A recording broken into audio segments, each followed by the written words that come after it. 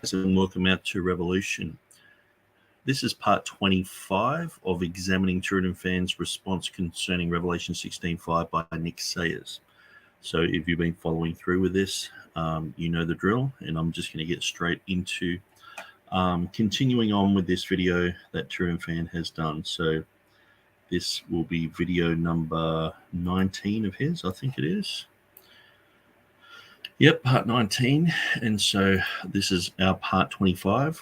So we're going through and examining absolutely everything he's saying about critiquing my book, and so I won't go through any more introductions or anything, because I can sort of always assume that there's new people watching, but I'll just assume that it's the regulars who really want to know about this stuff watching. So I'm going to go through this, and I'll try and put it on 1.25 or 1.5 whenever I can, just to speed this up, because we want to get through. TurretinFan has done, I think, another 1 or 2 videos in this series, and then he has started to do stuff on 1 John 5:7, and also he has just today released a video about the Stephen Boyce debate that I did, and so I'll be planning on going through all that. So let's just let TurretinFan start off, and hopefully he's got enough volume here.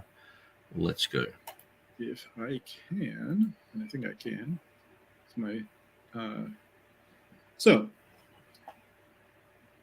what we have here is lots of Latin. This is Beza's notes. So Theodore Beza's annotations at Revelation 1:4, 1:8, 4:8, 11:17, and 16:5. Now these are the places where God is described as being the one who is and who was, or who was and who is. And then in 1:4 and 1:8, he's also said to be the one who is to come, as he is also in 4:8. But now in 4:8, it's who was and is to come. In 1:4 and 1:8, it's who is and was and is to come. Then in 11:17, it's actually just who is and was, but the Greek text that Beza is using has added who is to come there. And then in 16:5 has who was and is, O Holy One.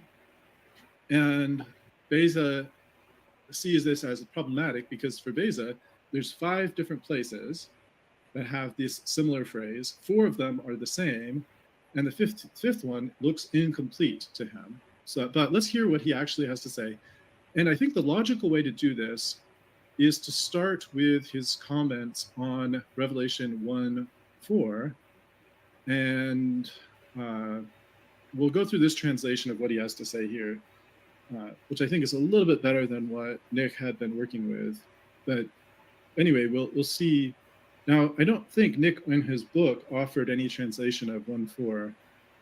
He may have had one and it just wasn't ready for print or something like that. I'm not sure. In any event, from the one who is, etc., and I'll skip over the Greek and Hebrew words here just to save your ears from my horrible pronunciation. Let no one be surprised that the construction is irregular. Now, this is something that had been noted by Valla before Erasmus printed the New Testament. We'll perhaps do another episode specifically on Valla and Erasmus and Beza. But Valla had noticed this issue, and he had put it in his notes. Erasmus published what Valla had to say, and then subsequently, Erasmus published the Greek New Testament, and it had his own annotations about this. We're not going to get into all of that now. Suffice to say that Beza is aware that this is an issue. This construction, the grammatical construction here at Revelation 1:4, is what some people would call a solipsism. It's an irregularity of construction. He says it must be understood that the apostle wished to express what's written in Exodus 3:14, where the Lord, speaking to Moses, asked for his name. Say, he says to the Israelites, I am, I was, and I will be, has sent me to you. So that's how he's translating what it is that God said. So he says that God described himself as I am, I was, and I will be. For the most learned of the Hebrews report, and indeed the Talmudists themselves, that the word and here's a transliteration, I suppose, but it's in Beza's Latin, it's just like this, E-H-E-I-E, encompasses 3 times, present, past, and future.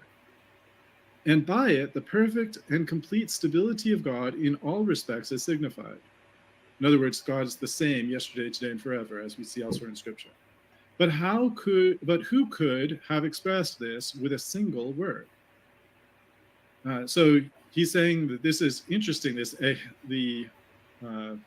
This word, which is translated here as E-H-E-I-E-H, and then here without the terminal H, that the word encompasses 3 times, past, present, and future. And by it, the perfect and complete stability of God in all respects is signified, but who could have expressed this with a single word?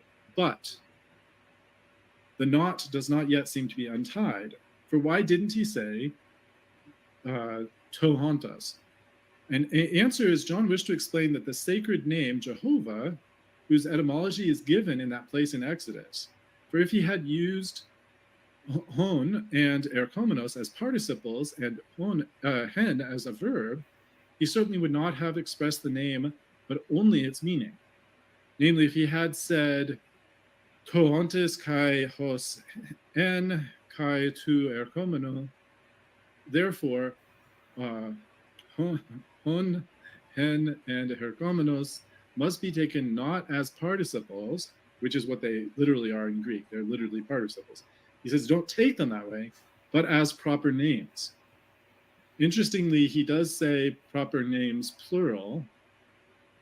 Should double check that that's the right translation, but I think, I don't know.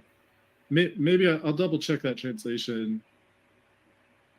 But in any event, I think he does say names plural, or maybe it's ambiguous in Latin. I don't want to make too big a point about the plural versus singular. I'd like to double check that point. But anyway, so where did I stop here? But as proper names. As if you were to say the word for grace to you and peace, if you were to say, word for word, grace to you and peace from he who is, and who was, and who is coming. In order that this could be understood in the Greek language, it was necessary to add the prepositive article, and indeed the masculine one, even to the verb, hen, as if hen were a proper name, from which is also understood what I said before, namely that the article ho in ho on and ho erkomenos is joined not as participles, nor as names technically or materially accepted, but as proper names. There still remains one scruple, for when the proper names are also, when proper names are also inflected, why did he not say tu hontos kai hos hen kai tu erkomenu? Surely John also has in mind that among the Hebrews, the name Jehovah is always uniform, although the subjacent points change, which are indeed not proper to the name itself, but are derived from elsewhere. Therefore, John did not even wish to inflect the article as if it were too part of the proper name. I do find this interesting. That his point is that the name Jehovah is never declined or conjugated or manipulated in Hebrew. It's always just the 4 letters. Anyway, it would be, you wouldn't conjugate it unless it was a verb, but it has this verbal aspect because he's being represented by 3 participles. That's why I mentioned conjugation. It says, for if he had said tu hontes or tu erkomenu, they would have seemed like participles, not names. And if he had written tu en, the article would have seemed of neuter gender, as if to en were materially, as they say, understood. It remains for us to note that ho en is better translated as was rather than has been, so that perpetuity may be declared united with the eternity, that is, which has not had a beginning and is foreign to all interruption, as we said in John 1:1. So there's a little bit of a reference back there to John 1:1 about the eternality of God. But the main point here, which has been introduced, is that Beza is defending the grammatical irregularities of 1:4, and he's doing so on the basis that this is representative of the name. These are proper names of God, and that these are derived from the etymology of the name Jehovah.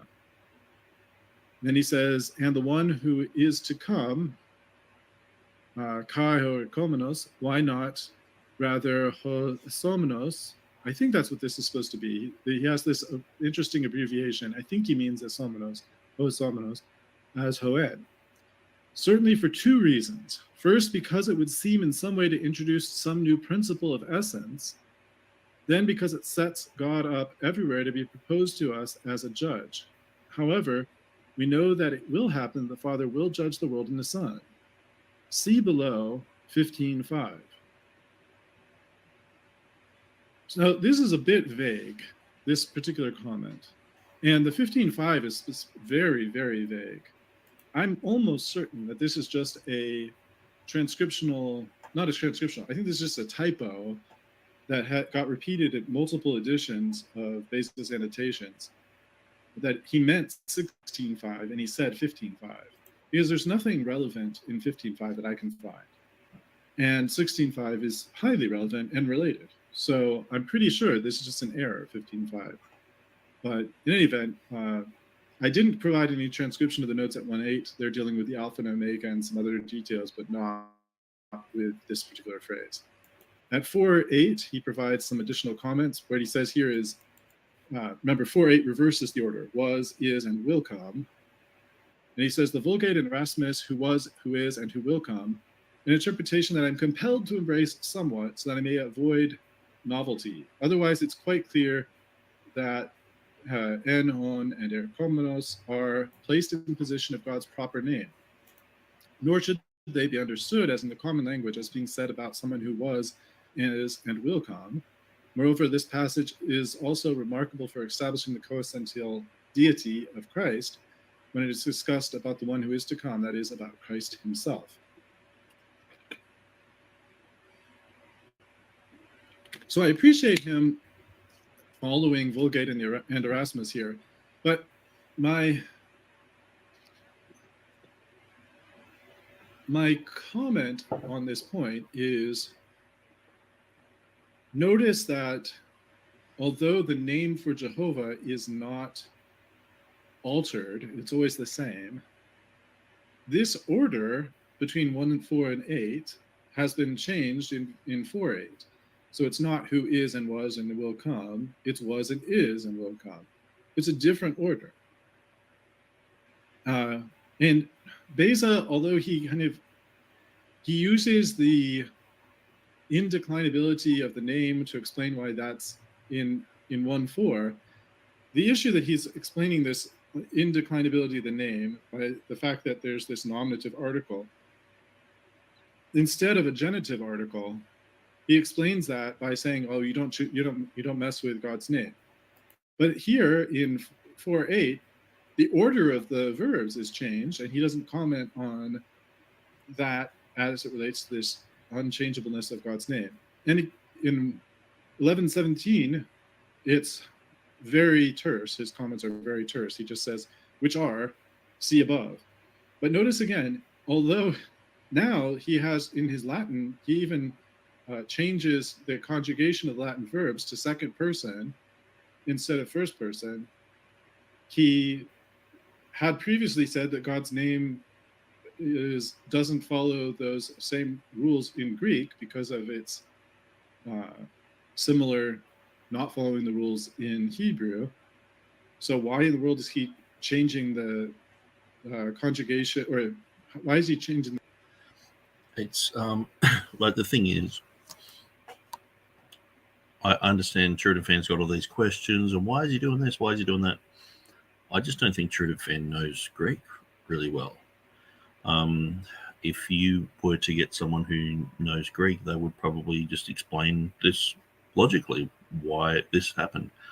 I mean, the thing is, when Beza has brought out his annotations, Greek experts all over the world, including the King James translators, who, I've looked into a lot of their lives and their ability to study Greek and know Greek, they weren't critiquing Beza and saying, what's he doing here? Why is he saying that? They were just agreeing with him.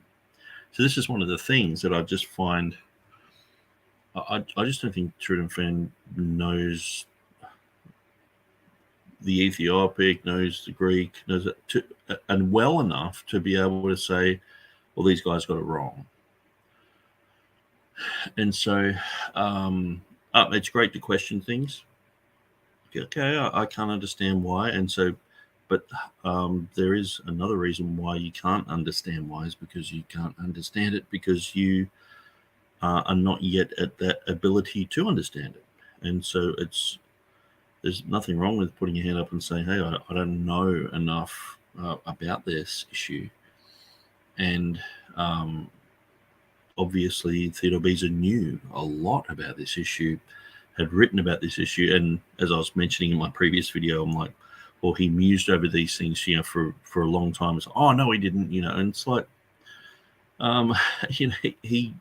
he wrote notes on all these back in, the 50s, and this is the 90s, and it's like, it's a lot of water under the bridge. A lot of translations have been done. A lot of people talking about things and critiquing things, and he's defending his readings and all the rest of it. And it's like, I guess what I'm seeing here is TurretinFan is sort of just looking at Beza and see, I just simply like to me, it's like someone coming into the scientific community and looking at something that Albert Einstein said and saying, oh, that's ridiculous. Why would he say something so stupid? Blah, blah, blah. And it's like, well, maybe you need to learn a bit of science first and then come back and critique it, and I just don't see what TurretinFan's saying is like an adequate critique of Theodore Beza's work. It just does, it's not up there with something that even, Scrivener, even Scrivener like he was leaps and bounds above most people. And I think he did a pretty lousy job at times of understanding Beza's work. And so, anyway, that's my point of view. The conjugation of the Latin verbs that he's using to represent the name here, I don't know. He doesn't explain it.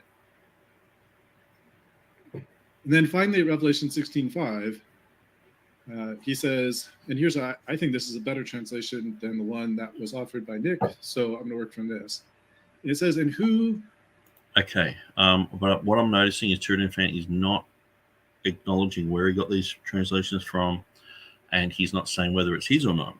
And so I'm guessing these are Brown's, or I'm not sure where he's gotten these from. And who you will be, Hoesomenos. It is commonly read Kai Osius, the article indicating against all manner of speaking that the scripture has been corrupted. So, this is a pretty serious charge that there's corruption. There's some kind of corruption in the scripture. And what he means, of course, is that the Greek manuscript tradition has been corrupted. I just, anyway, let's let you know what I'm thinking, that, Beza is like, and I sort of tire saying this over and over. And how many times have I said it in the last few months? Beza's a top-level scholar. And even when I said the other day he was one of the greatest scholars of the Reformation in Greek, in Latin, and in Hebrew, TurretinFan was just like, what? Like it was just a shock to him.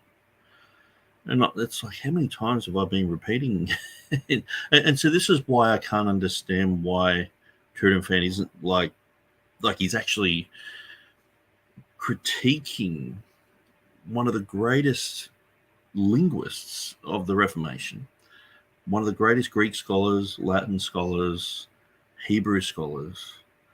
And I would be a little bit more careful, you know what I mean, in what I'm saying. Like, if it's a glaringly obvious problem, it's like, yeah, say something. But I just feel like he's just scoffing at Beza. Beza, what does he know? Sort of thing. And I guess it's just looking at these guys. And to me, this type of attitude is something James White obviously harbors. Huge attitude towards anyone who is a TR, who worked on the TR. You just have to mention, like, I'm sure that, like, if Beza didn't work on the TR, if he was just like a Calvin sort of guy, that they wouldn't have a problem. It'd be like, oh yeah, he's probably fluent in these languages and probably a great scholar, but it's sort of like, oh, he's a TR guy. Oh, okay, let's get the funny music out and play the circus music, and let's scoff at everything they say and sort of question everything they're doing. And it's absolutely, I'm sort of gobsmacked a lot of the time at how low these guys are viewed by some people. And just, someone will mention Erasmus and James White will smile and say some sort of funny joke about it. And it's like, do you know the caliber of these people? I mean, I would love for, anyone in the academy to actually come out and do a whole sermon in Latin or in Greek or in Hebrew, or that's the sort of thing that these guys were doing. Especially the King James translators, like, we have a lot of information about them. And like someone like Lancelot Andrews was just incredible. But anyway, you know what I'm thinking. It's just like, why? Corrupted in some way. And he thinks that that's demonstrated by the fact that there's this article before Hosios. And then he says, but whether the Vulgate reads the article or not, in other words, you can't really tell if the Vulgate follows this article because Latin doesn't have articles. He says, but whether the Vulgate reads the article or not, it translates Hosius no more correctly as sanctus, holy, wrongly omitting the particle kai, which is absolutely necessary to connect dikaios and Hosius. So the kai needs to be there in order to connect Hosios with dikaios, righteous and holy. And that you saw that in the previous translations, all those English translations, it was always righteous and holy, righteous and holy, righteous and holy. There was the one edition that was like righteous, which wasn't is, and holy.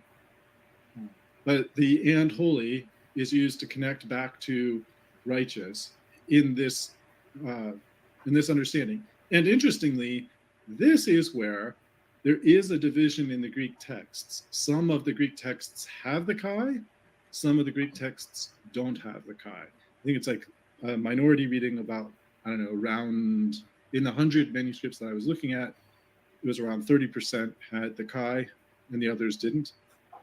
But the chi is quite an old reading. I mean, it's not, I don't recall if it's the oldest that we have, but it's certainly one of the, it's a very old reading. So is it possibly original? I think it's P47 has the chi there. That's not the point of this discussion so much, but it's an interesting and important question. And I guess the thing is too, when we're going through P47, it was seen that the chi, why is Nick going on about this chi? It's unimportant. It's not really why is he going on about, and it becomes important here all of a sudden. And so, some of these things have been unnecessary to fight against and to question all the way through. I mean, see, the thing is, he's questioning Beza. Everything that Beza's saying, he's questioning it, and sort of, and that's fine to be critical, okay, and in a sense of you're critiquing something, not you're just a critical person. But I guess there can be this whole thing of like, well, no, Beza, you don't really know what you're talking about. And so if he's going to doubt Theodore Beza, obviously he's not going to listen to anything I have to say. I'm not worthy to polish Beza's shoes. And here he says it's absolutely necessary to connect dikaios and Hosios. So up to this point, it seems like he's just dealing with the chi and the article. But then he goes, when John, in all other places, where he explains the name of Jehovah, as we said above, 1.4, usually adds the third, namely Kai Ho Ekomenos, why would he have omitted that here? So now you can see where Beza is now trying to make a correction because of this article before Hosius. He's trying to come up with a way of fixing what he sees as a problem here. And he's raising as an additional issue the lack of parallel between, in quote unquote, all the other places, although as we've talked about it, Beza seems to have been wrong about one of those other places. But keep in mind, from Beza's point of view, in 1.4...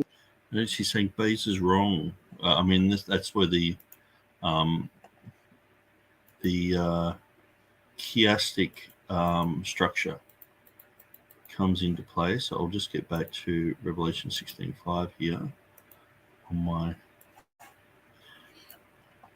Now, I know I show this quite a lot, but let's just go down to the...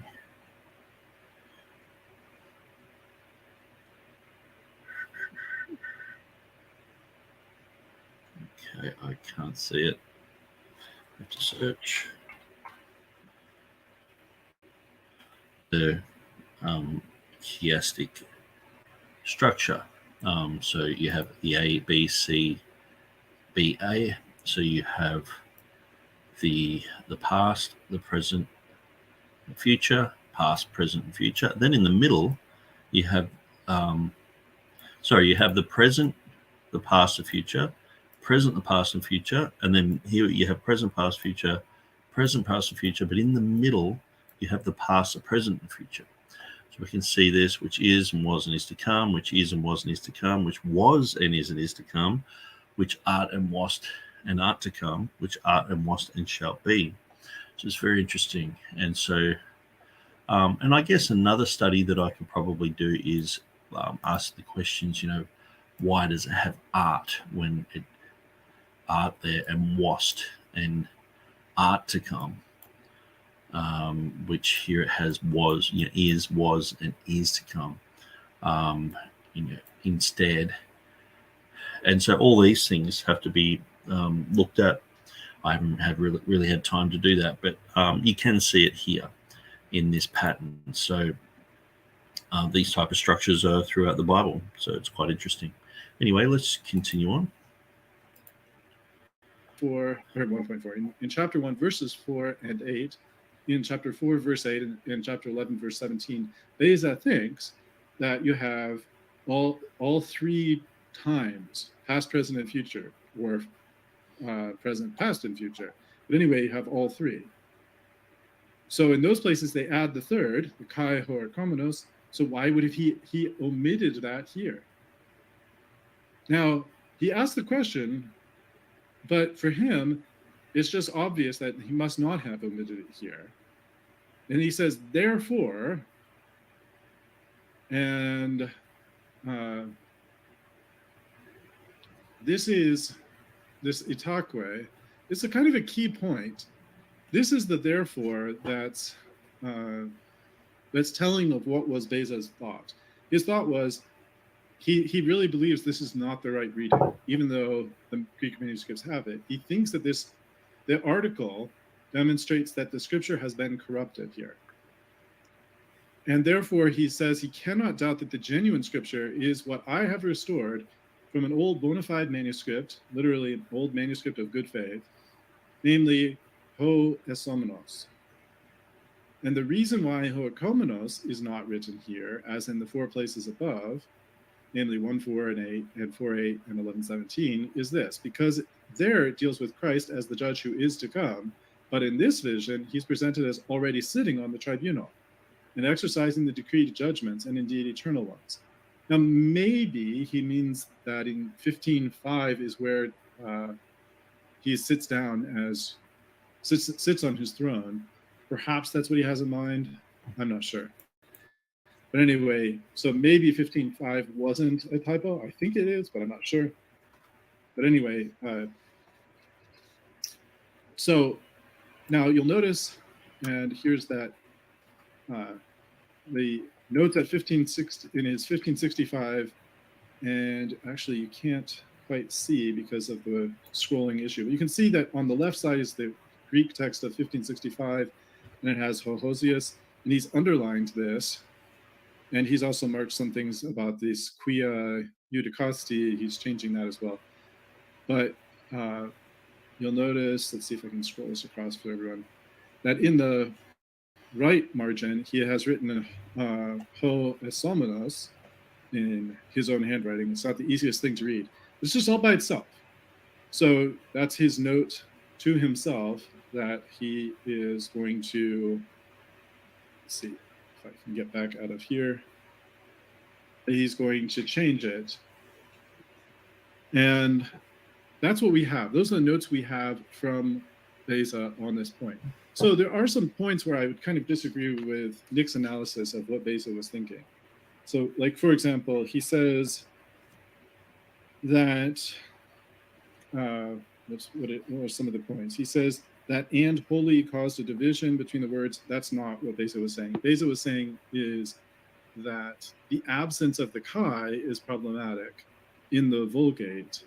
The Vulgate is wrong because it completely omits the chi, and he thinks that's absolutely necessary to connect Dikaios and Hosius. So that's the issue that he's seeing there. That's the problem of it's being divided up by not allowing you to have the and there. The bigger problem for him is this Hosius. He thinks that because it says Hosius, that there must be a problem, because he doesn't anticipate that God would be called the Holy One here. So for him, the real problem all stems from this article. And as a result, the way he fixes it is he says, well, what else could it be? In the other instances where there's an explanation of the name of Jehovah, in other words, this spelling out of Jehovah's name, meaning I am, I was, and I shall be. The other places have oikomenos, so there should be some third term here as well. Now, had Beza known that he was wrong at 1117 and that there isn't a third one there. So, TurretinFan's like, well, the NA28 is, the bee's knees. That's it. That's, what is the word of God. And so, had Beza known the text that we have today, he wouldn't have made these silly mistakes of seeing these type of patterns in Scripture and seeing that the name of Jehovah actually has a past section in it. And it's like, this thing just really irks me because here you have a text with, it makes sense, the name of God with the past, the present, and the future. I mean, I think anyone who's like, the name of Jehovah, it means just the past and present. It's like, what? You naturally think that there's something missing there. But he's like, oh, well, this has happened before in Revelation 11:17. Our text, NA28, doesn't have the last bit there. So instead of going, well, yeah, it's probably a car crash. It's probably a solecism. That's probably a massive blunder and an error and and thinking along those ways. It's just like, no, that's correct. And so if it can happen there, it can happen here. It's like, just look at another car crash and go, see, that's normal. So why would you want your text with car crashes all the way through it?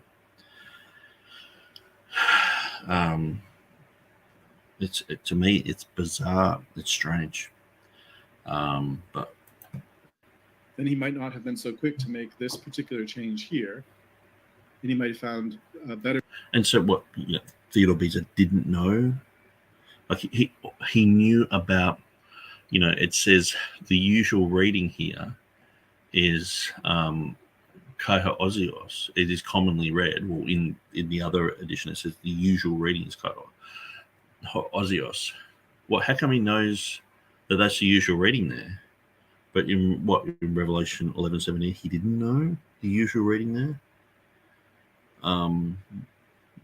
Why are you thinking? Well, it doesn't say it doesn't say here that he said that. Actually, what I'll do, I'll go to the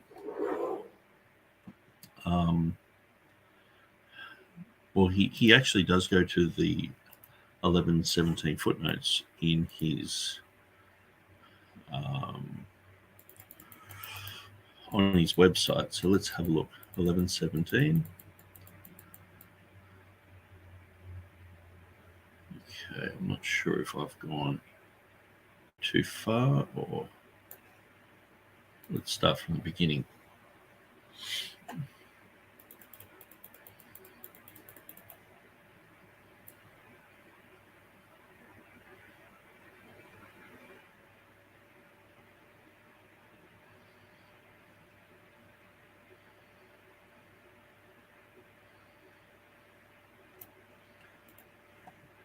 We'll go to the older posts and just check out Revelation 11:17.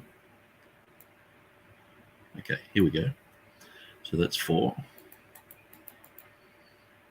8, 17. So it just says basically look at the other ones. And so I guess he doesn't mention that he knows about Revelation 17 and manuscript evidence. So I guess he didn't know. You know what I mean? That's the type of thing that I'm getting sort of used to. Like, instead of giving the benefit of the doubt, it's like, or he didn't write it there, so he probably didn't know, or whatever.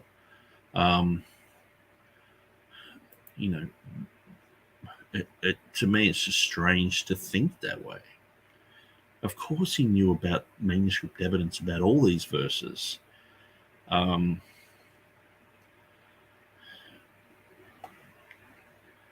And so, but he looked at 11:17 and saw that the NA28, what TurretinFan has, was ridiculous. And so he went with the correct reading. And I mean, who would you rather have?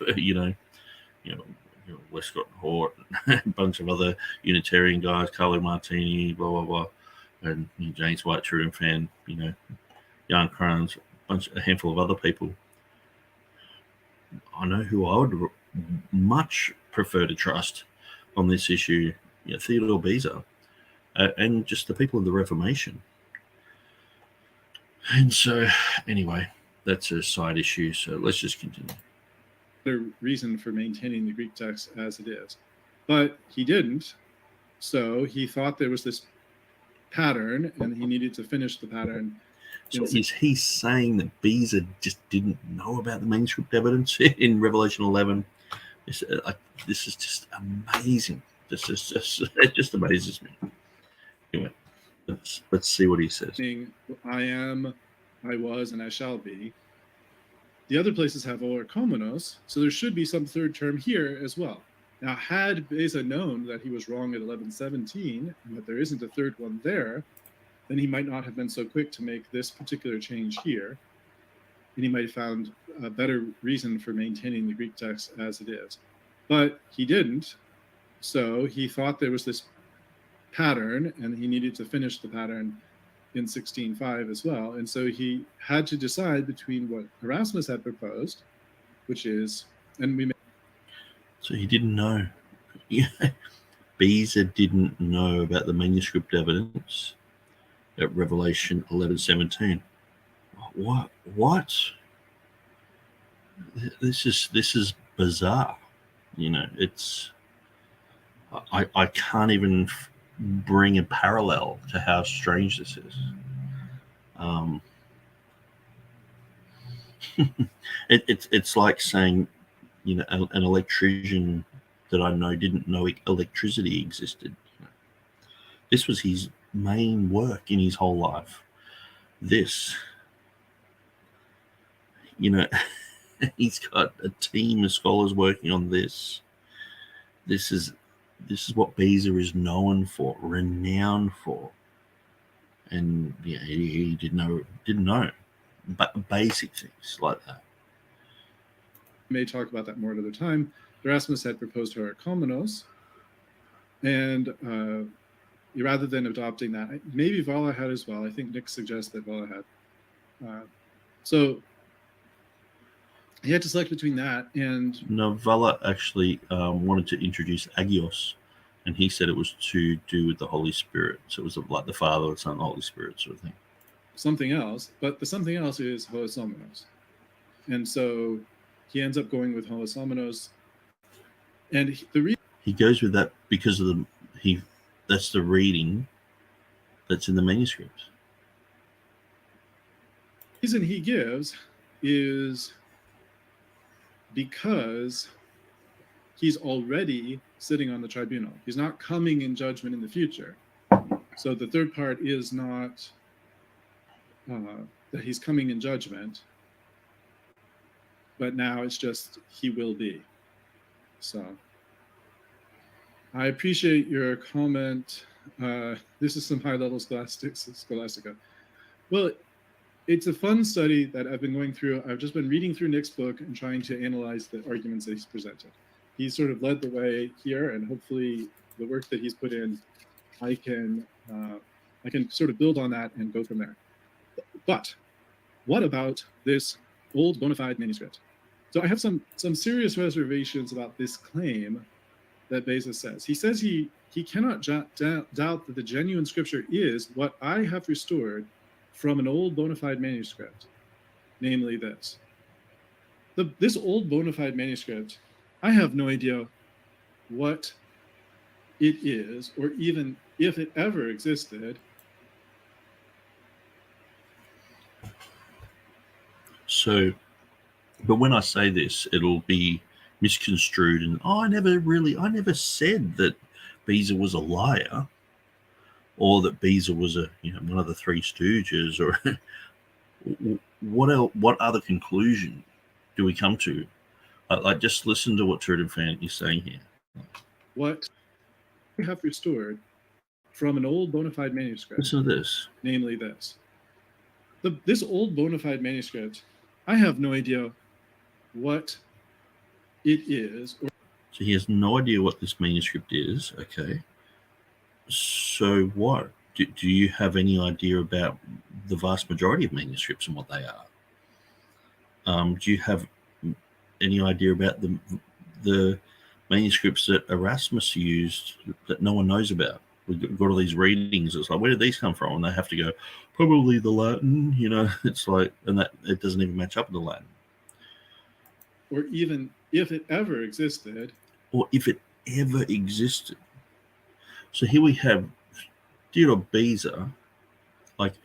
Basically, if you were to say, put him on the type of pedestal that you would put a politician on, okay?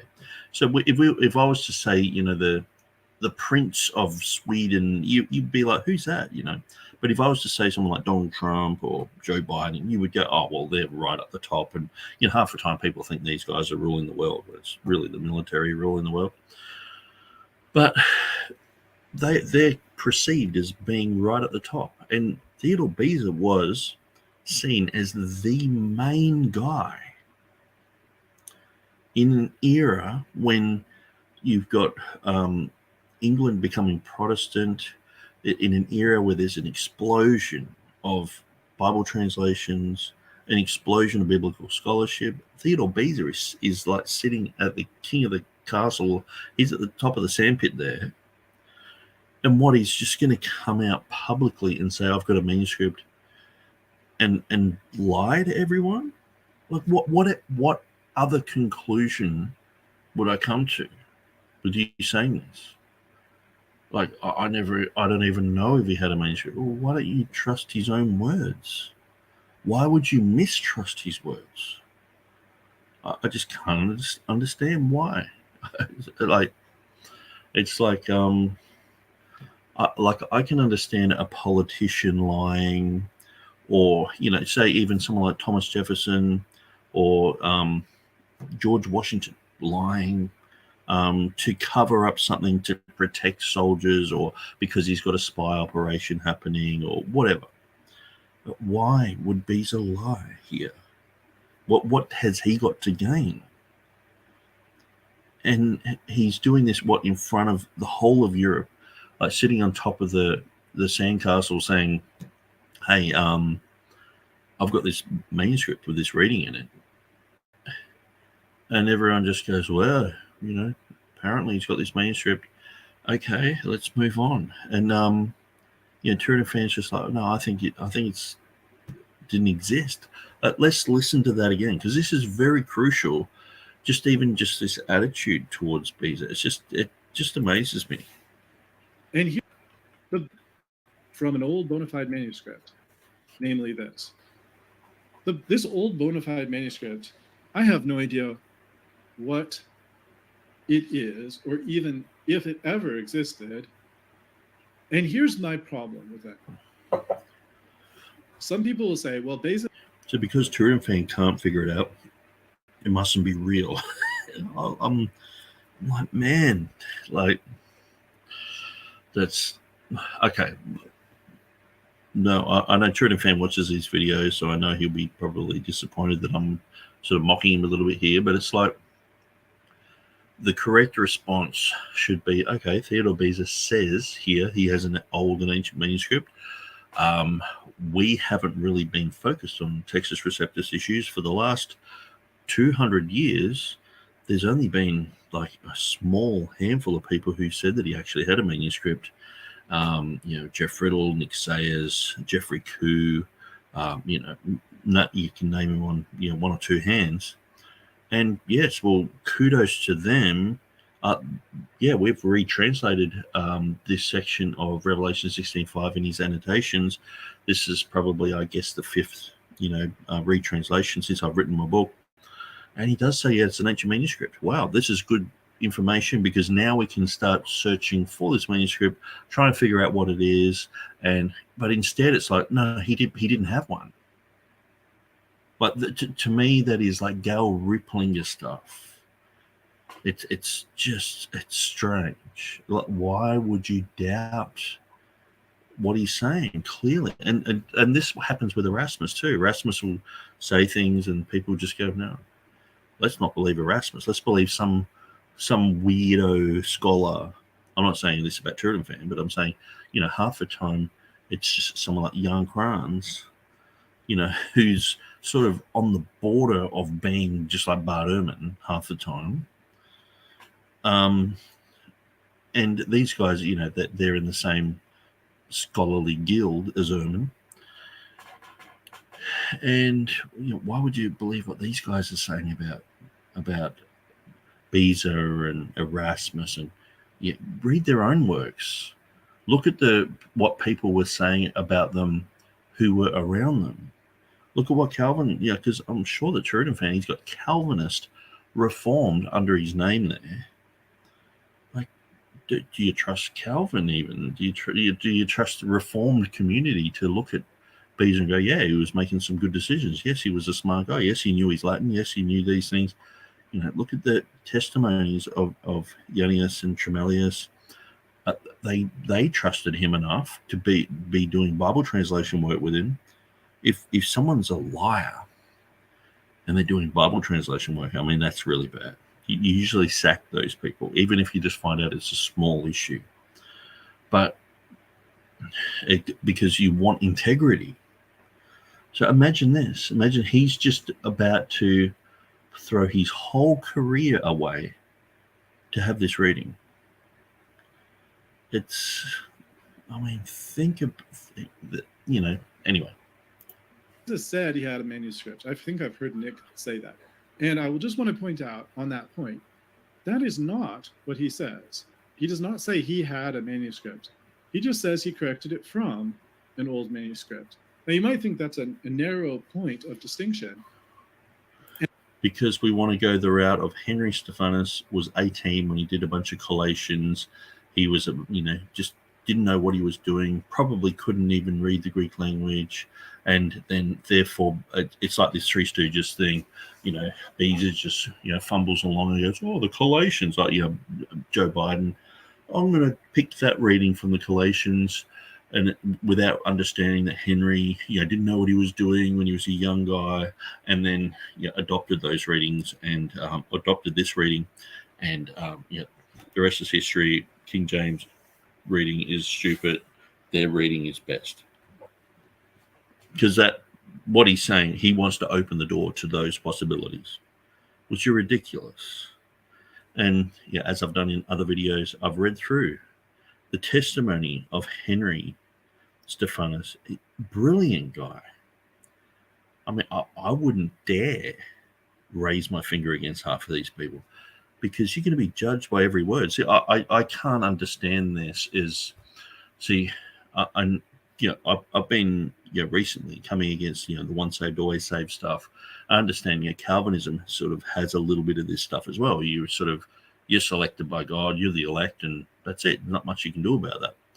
And the once saved always saved people, they're like, oh, I believed and that's it. So I don't believe that people who habitually lie can maintain their salvation. I don't think Christ would want to be a part of that. And so I'm like, okay, well, let's just, the truth, no matter what, 100%. Let's just say it. All right, I've upset everyone, but it's the truth. I'm right with God, because Jesus said we'll be judged by every word that we say. Imagine standing before Jesus and he's like, okay, let's just go through what you said about Beza. Let's go through what you said about Stephanus. Let's go through what you said about, it just seems like these scholars, the James White guys, are like, we can just say whatever we want about these people. We'll just say that they're lying now. Got no proof of it. Let's just say they're lying. Why? Well, it fits in with our agenda and what we're trying to push, And maybe it is a narrow point of distinction, but the question, it's one thing to say that he did it from an old manuscript and to say he did it from a manuscript he had. Those are two different things. And how could those two different things be reconciled? There's no two different things here. And the thing is, he's going on this translation. Where does this translation come from? Is it from Jan Krans? Does he have a bias? Because I've pointed out where Jan Krans will translate and even have footnotes saying that he's translated differently from everyone else because he prefers it a certain way. To come for Erasmus to come across that he didn't believe that John wrote Revelation, instead of the Greeks didn't believe that John wrote Revelation. And so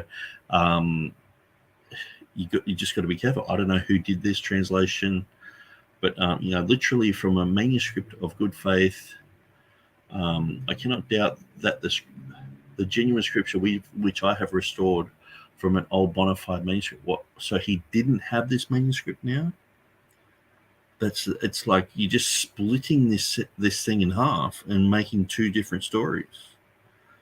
It's like, or did he have it, or did he know about it? So this is a huge difference, and because you want to add these other stories to it. And I would love to. Actually, maybe Jeff Riddle does have his translation of that. I might just jump on there.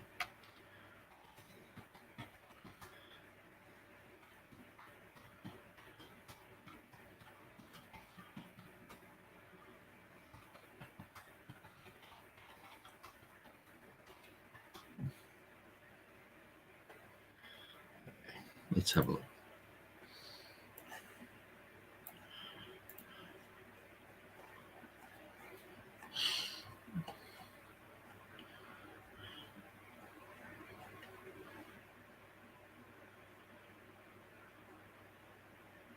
All right, so I'm going to be looking for, I guess, Revelation.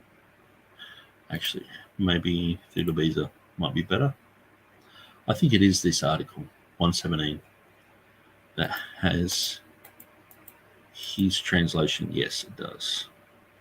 So he has, therefore, I am not able to doubt that the true reading should be as I have restored it from an ancient manuscript of good faith.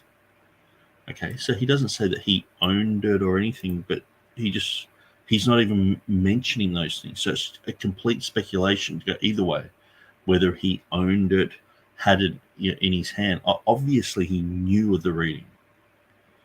Okay, and he's saying it's an ancient manuscript, a codex of good faith.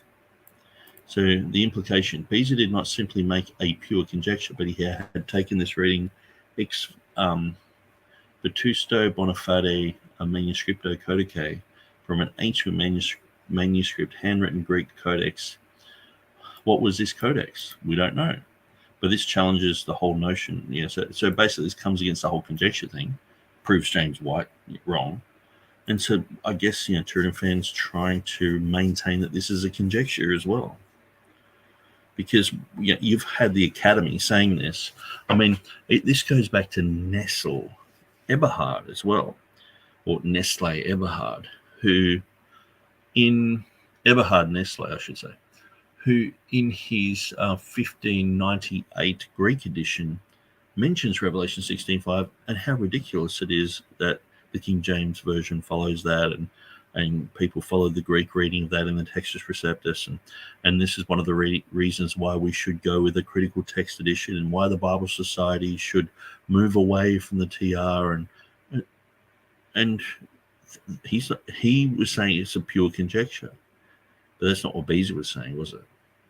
So what we can see is these scholars for the last 200 years have really known nothing, and some weirdo guy, me from Australia, on my writing a book about it, Jeff Riddle, a country preacher, someone like Jeffrey Koo, I think he's a Baptist guy in Singapore. We can figure it out. And isn't this embarrassing to the Academy that they don't know about this? So they have to keep going with their story of it. It is a conjecture. Beza must have tricked himself. So that's Jan Kranz's Beza tricked himself. He thought he had a reading, but he didn't. Okay, how do you know that? Can you explain? Can you elaborate? No, I'll just write that on the blog, and I'll put it on the conjectures website, and we'll just leave it there for 10 years. And that will become the official, because we are the magisterium. James White will just say, oh, it's a conjecture. He will say whatever comes to his mind at the time. But here we have TurretinFan saying he didn't have a manuscript. I can't see that he had a manuscript, and it doesn't say that he owned it or whatever. It doesn't say it was in his possession. And it's like, because there was the story that going around that Henry had compiled these manuscripts, and it came from there.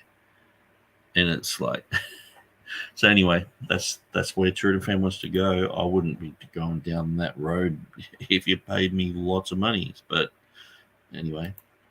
Well, when you look at, and we may have to talk about this in another episode, since we're getting about 1 hour now already, but when you look at the rest of Beza's annotations, you'll notice that in Revelation, well, if you look at throughout the New Testament in his annotations, you'll see that he refers only to 2 manuscripts that he has.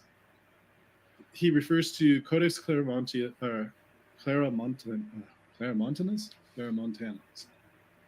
See if I can find it, the right way to pronounce it quickly. Claromontanus. Codex Claromontanus, which is a diglot, a Greek-Latin uncial manuscript. And it is an old manuscript, but it doesn't have Revelation, as far as I'm aware.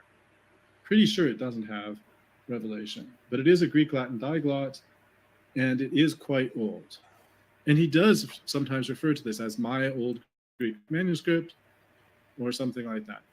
Then he has also the other manuscript that he has that I think he also refers to as my old Greek manuscript, which is now called Codex Beza, or Codex Beza Cantabrigiensis. It's also a very old manuscript, not a great manuscript in the sense of having a very accurate text, but old, and therefore interesting, at least because it's old. So he did have those 2 quite old manuscripts, and he does refer to those 2. But as far as manuscripts he says he has, those are the 2.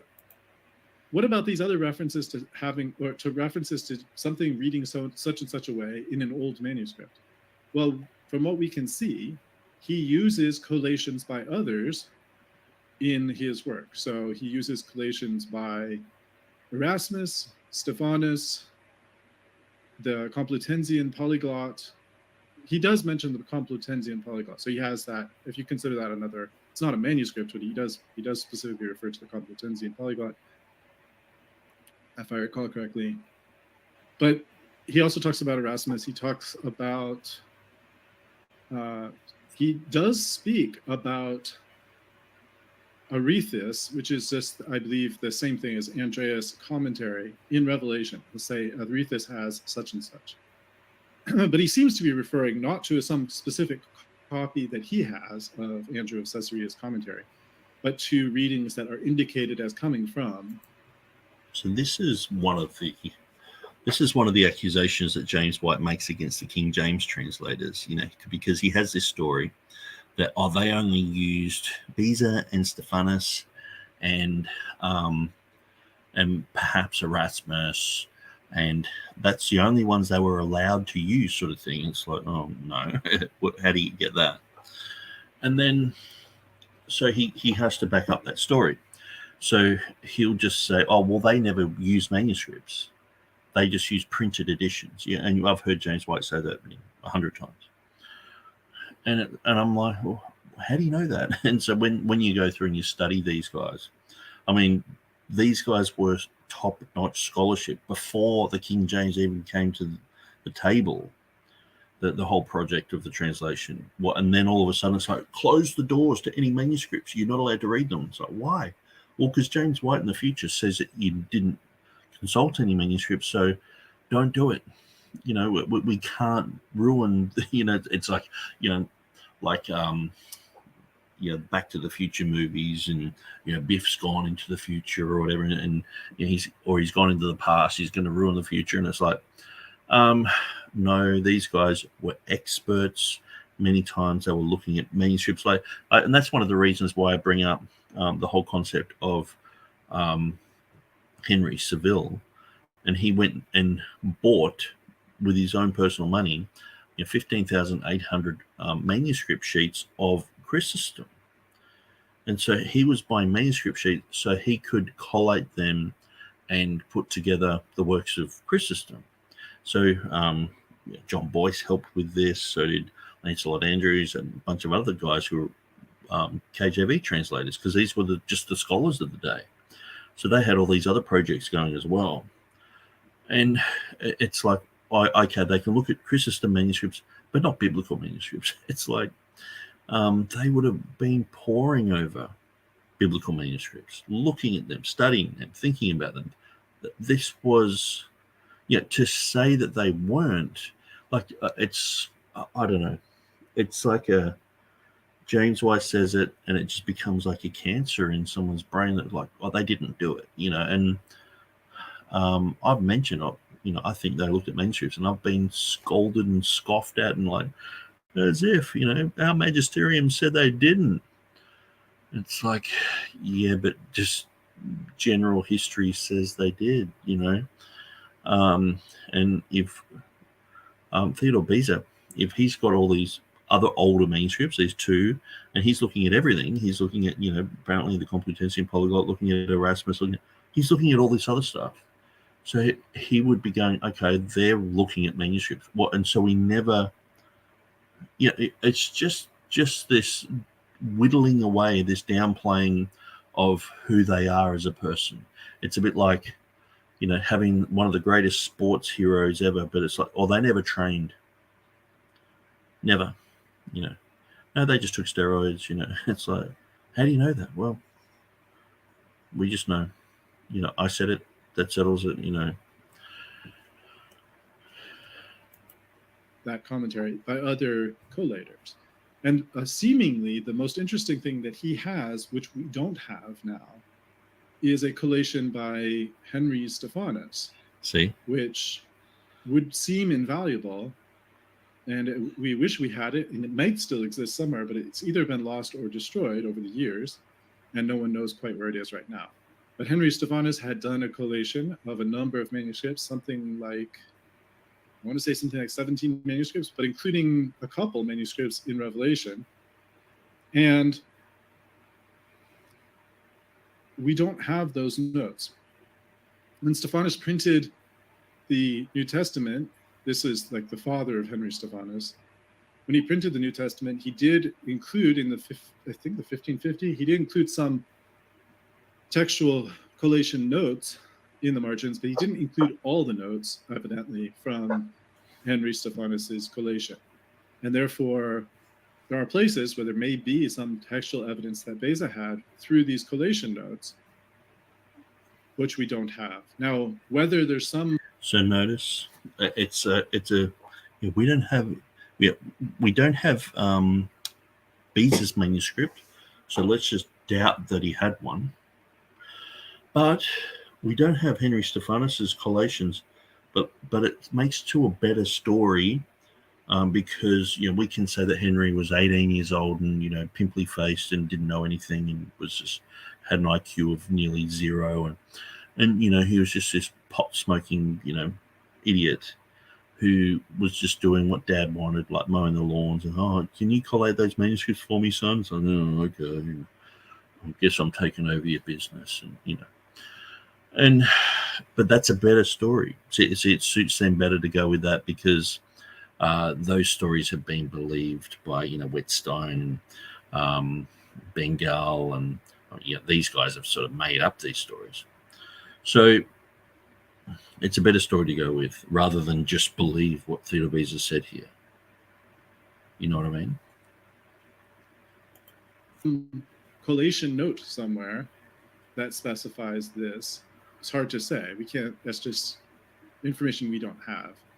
But none of the Greek manuscripts that we have ever seen have the reading that Beza is talking about here. And in fact, that's not just the case now, but if you go back through time, no one who has collated manuscripts, whose collation survives, provides any evidence of such a Greek reading. And so this is amazing to me. Here you have, James White in his book has the exact words, from an ancient manuscript, but then he concluded that meant it's a conjectural imitation with no manuscript evidence. And it's the exact opposite of what Beza was saying, okay? And this seems to be what people have said over the years. It's just like being parroted all the way through to James White. And he's like, well, that's what it means, so he puts it in his book. And so we examine it, and it's like, it's sort of saying the opposite here. So TurretinFan's like, no collation anywhere, no one anywhere has this information. Maybe just scholarship is so poor in the critical text camp that people just like, even this glaringly obvious thing is misconstrued and mistranslated, and like for the last 200 years no one's picked it up. The only reason that we've really gone through and gone, hang on, it's saying something different, is because I've been stubborn on this and Jeff Riddle retranslated it. And I was begging for people to retranslate half of these Latin notes. And so it's like, it must be embarrassing to have scholarship fall so low that they don't even know what Theodore Beza is saying here. Got no idea. And then to go, well, no one anywhere knows about it. It's like, well, are you sure about that? Have you examined all the information? If I'm to make the claim there's no gold in China, well, you have to go and dig the whole of China up to find out there's no gold. Have you dug everywhere? Have you looked at every collation? Have you retranslated some of the works that are in Latin? Because most of the works of that era are in Latin. And that's what's stopping half of these scholars, because they're not reading this stuff. And I think, too, it shows a bias, because someone like Bruce Metzger, he could read Latin. He would have read this and said, oh, he had a bona fide manuscript. But notice he didn't correct James White, and he was endorsing his book. James White dedicated it to the heretic Bruce Metzger. And it's like, well, why couldn't these guys pick it up? Because they're just like, oh, no, we've got a good story happening. let's just let that roll, So, but it's not the truth. It's like, no, why let the facts get in the way of a good story? Let's let that roll for a while longer. Someone will figure it out one day, but by then they're all reading our Bibles, that we're making billions of dollars on. Now, in fairness, Beza here doesn't say that his manuscript is a Greek manuscript or that it's a manuscript of the New Testament.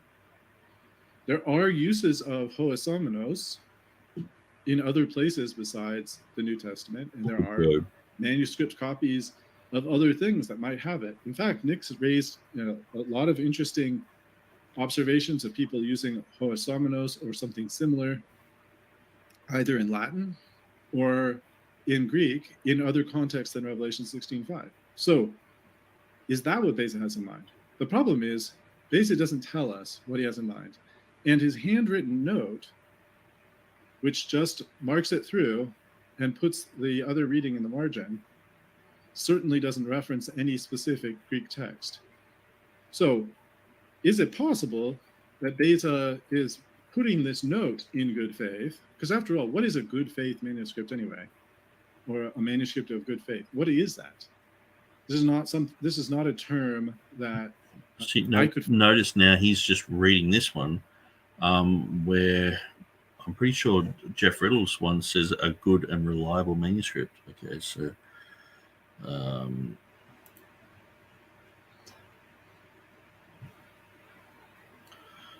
it says from an ancient, I've restored it from an ancient manuscript, Codex of. Okay, so he has of good faith, but in the other one it says good and reliable, or it's bona fide. It's like a good, faithful manuscript. Bona fide. And so he's got a list of words up here. So bone, adjective, genitive, feminine, singular, bonus, here modifying fide, good. And it's like fide is trust, so a trustworthy manuscript, a good and trustworthy, faithful manuscript, a manuscript of good faith. That's what it means. So it's not a mystery. Find Beza frequently using. I think Rasmus says that Vala had 7 Greek manuscripts of good faith, or bona fide Greek manuscripts. But what does it mean? One presumes that it means that he thinks that there is such a manuscript that has such a reading. But on what basis? Now he says he's restored it from an old bona fide manuscript. Does he mean that the manuscript had the entire reading? Or does he mean that the manuscript had Kai Ho? And that on the basis of Kai Ho in an old manuscript of good faith, he's restored Kai Ho Esomenos instead of Kai Ho Hosius. So Beza said, like, I listened to even this translation of it. Therefore, I cannot doubt the genuine scripture, that the genuine scripture is what I have restored from an old bona fide manuscript, literally a manuscript of good faith, namely Esomenos. He's restored the Esomenos reading from that manuscript. But now it's like, oh no, he didn't restore Esomenos because of that manuscript. He restored Esomenos because that manuscript had Kai Hot in it. That's all it had. It didn't have Esomenos. So we, just had this definite article there. It's like, that's just ridiculous. Hard to say. Again, Beza doesn't specify. We don't have any indication of what manuscript, if any, there actually was, what it said. And so we're kind of left speculating about whether and to what extent this is just a mere conjecture. However, more on that in, God willing, in another episode. Let me take a quick look through the. So let's just, make up a story and say, see, it's a conjecture. Let's just say, oh, see, he didn't have a manuscript. So Henry Stephanus did this collation. We don't have it, but that's probably where he got it from. So, just be prepared, and I'm just sowing those seeds of doubt in your mind, so that later on, when I've got an official story from someone high up, like I read a little bit more of Qurans and get a bit more doubt in my mind, and I'm able to place doubt over everything that Beza said, whether he had a manuscript, whether it said a Somenos, or whether it even existed, or why don't we have it today, and all this sort of stuff. I'll bring all that up again, and then you'll be like, oh, I don't know, I guess Beza's just a liar, or just making stuff up, or just an idiot. Either one. The rest of the comments. Let me take me back to this view.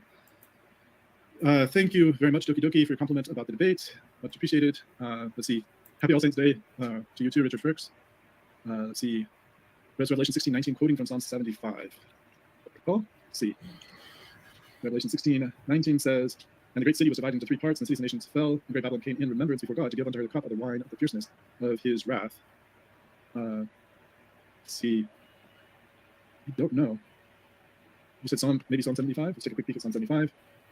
It says, "When I receive the congregation, I'll judge uprightly." That does sound similar to 16:5. "But the earth and the pillars thereof are dissolved. I bear up the pillars of it." The dissolution of everything is what 2 Peter seems to talk about. Let's see.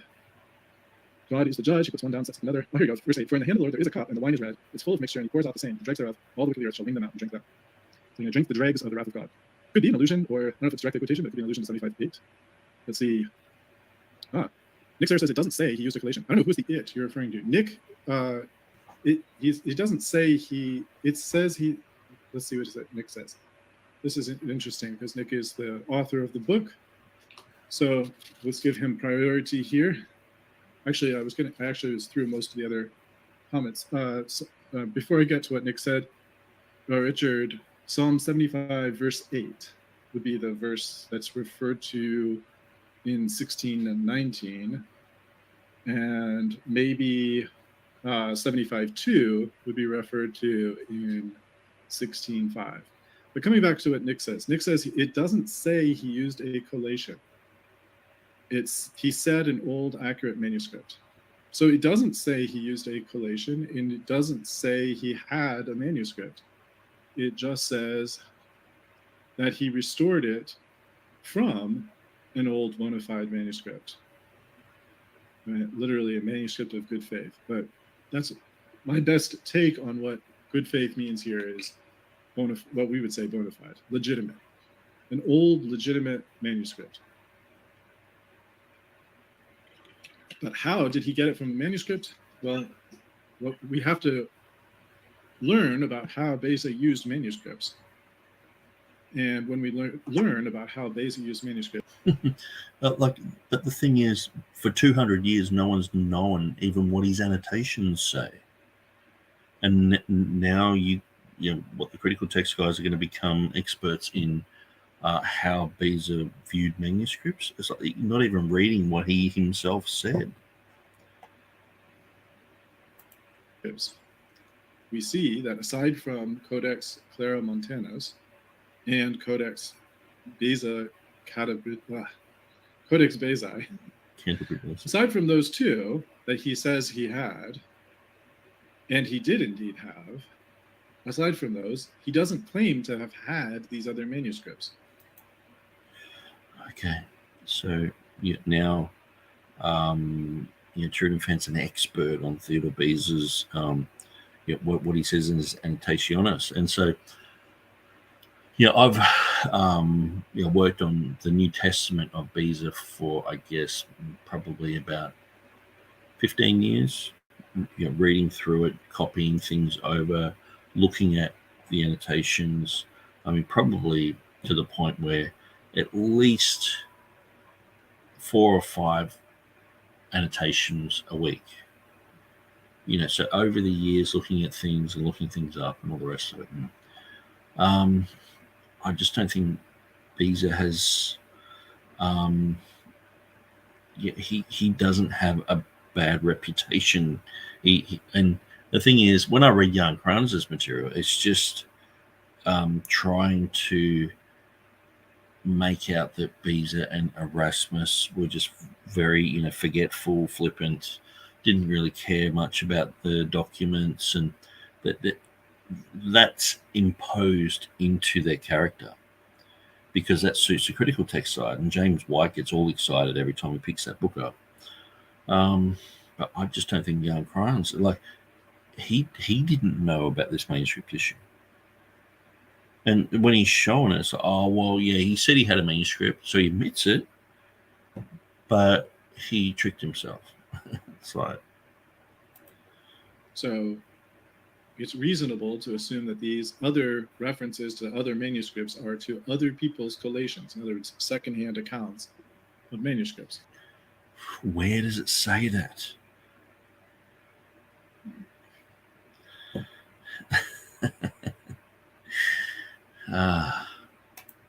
Would be nice to know whose collation he's referring to, but he doesn't say. So you notice it's not a manuscript anymore. It'd be nice to know whose collation. He's already decided it's a collation. So that's what I was saying earlier. He's sowing the seeds to go, it's a collation, because that's their official story. It's like, let's look up in history. Who talked about this? They said it was like Henry Stephanus. It's a collation. Okay, we'll go with that one. And some he didn't say he used a collation. He said an old, accurate manuscript. No. I wonder which collation he used. I wonder, it's just, now that's the official. It's almost like, if you tell kids don't take drugs, they'll take them. They'll just get on drugs. If you said to kids, hey, don't eat muesli bars, that's the only thing they'll eat. I remember, I used to work for this 7-day Adventist guy, and he wasn't allowed to have prawns or any type of seafood and all this sort of stuff. No pork and no Sabbath, and no work on the Sabbath. And so he used to backslide like really bad, like once a month or once every 2 months. And he would just go out and eat as many prawns as he possibly could because he's just been told no prawns. And so he'd just go out, and that's what he would do. Get drunk and eat as many prawns, have oysters, have pork, violate the Sabbath. And then he'd come back and tail between his legs and, get on the right track for, a few more months, and then get back on the gear and back to the strip clubs and the prawns. And it's almost like, me saying, no, it's not a collation, is an open ticket to go, it must be a collation. It's like, just whatever Nick says, just go the opposite. So I'm like, he didn't say he used a collation here. He said an old accurate manuscript, which is true, which equals, I wonder which collation he used. Now it's settled. Nick's saying that we have to go the opposite, so it's settled. He used a collation. Case closed. He doesn't say it's his own collation. He doesn't say it's somebody else's collation. Why is it? He doesn't tell us what this manuscript is, whether it's Greek, Latin, Armenian, Georgian. He doesn't tell us. Presumably, it's either Latin or Greek. And again, he doesn't tell us what reading he found in that manuscript, whether that... This is the thing, TurretinFan doesn't realize that Theodore Beza would not amend the text according to the Latin or the Syriac or anything like that. That he amends the text according to the Greek manuscripts. And so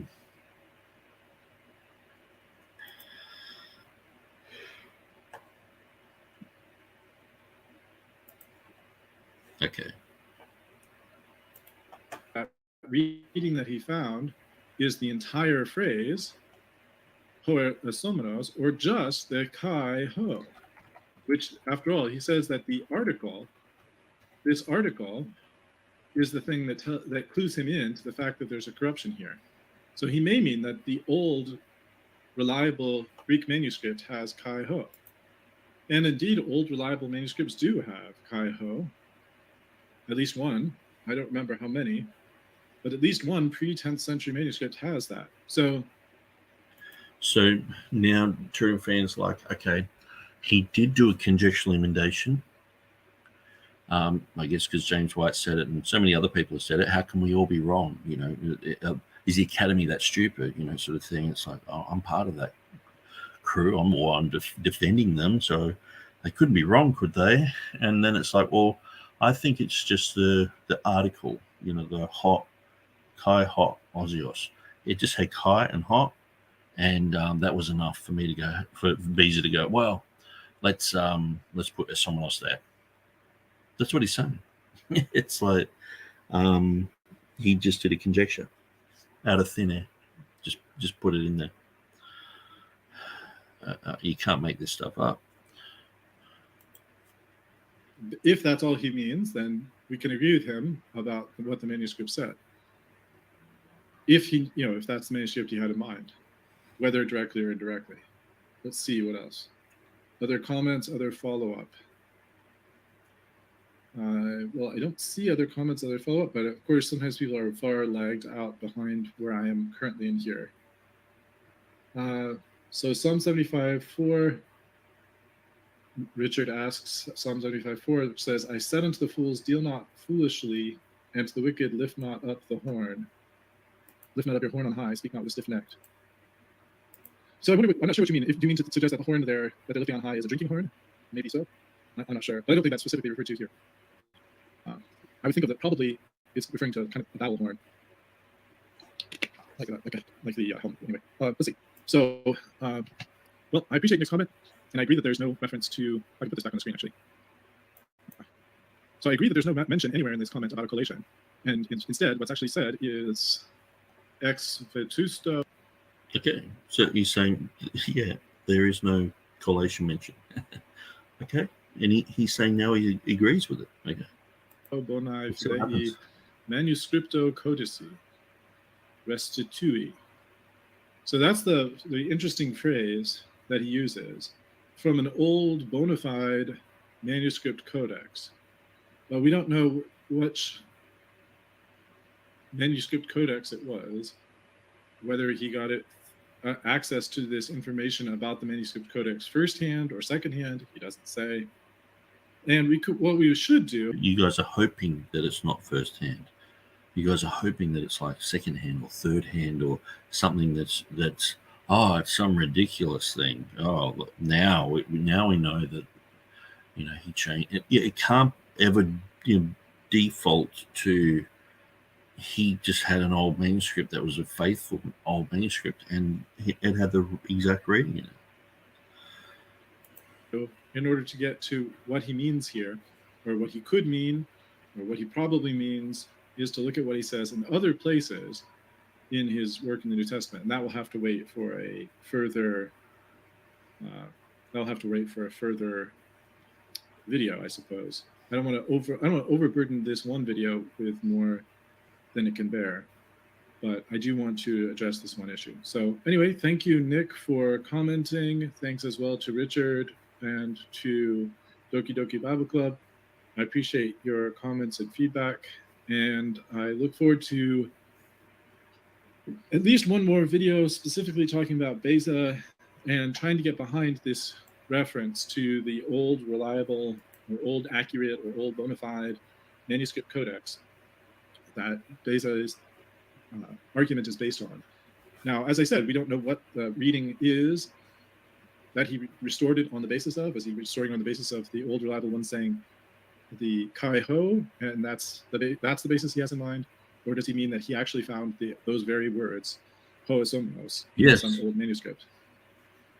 Certainly, people haven't taken him as suggesting that he found those words, hoesomnos, in an old manuscript. It's what he said. And how he found it in the manuscript? Did he mean first-hand or second-hand? Why would you think that it's second-hand?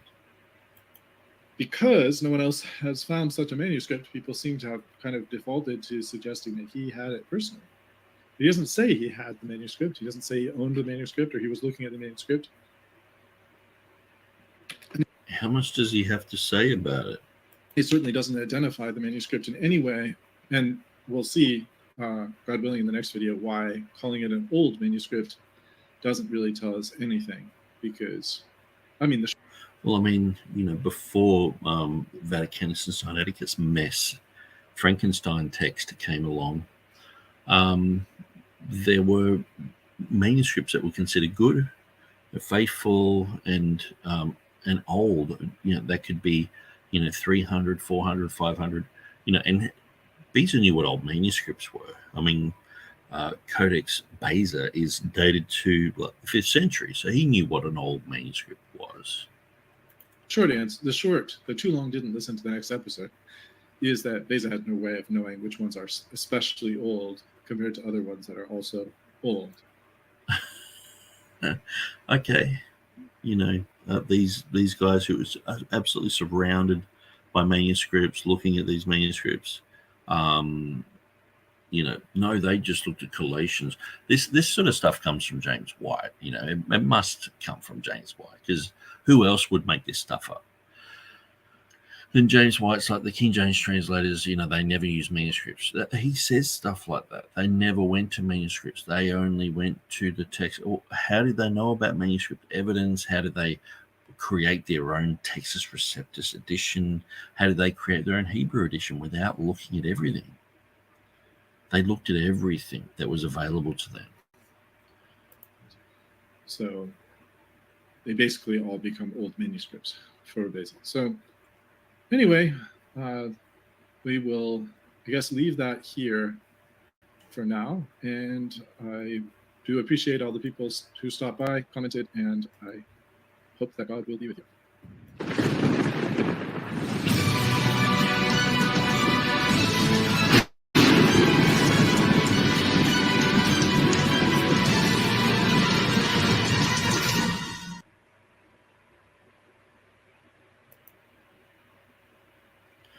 Okay, so we are on video number 20. So we see, then it goes to 21, and it goes to this one, where he's going over the Stephen Boyce debate.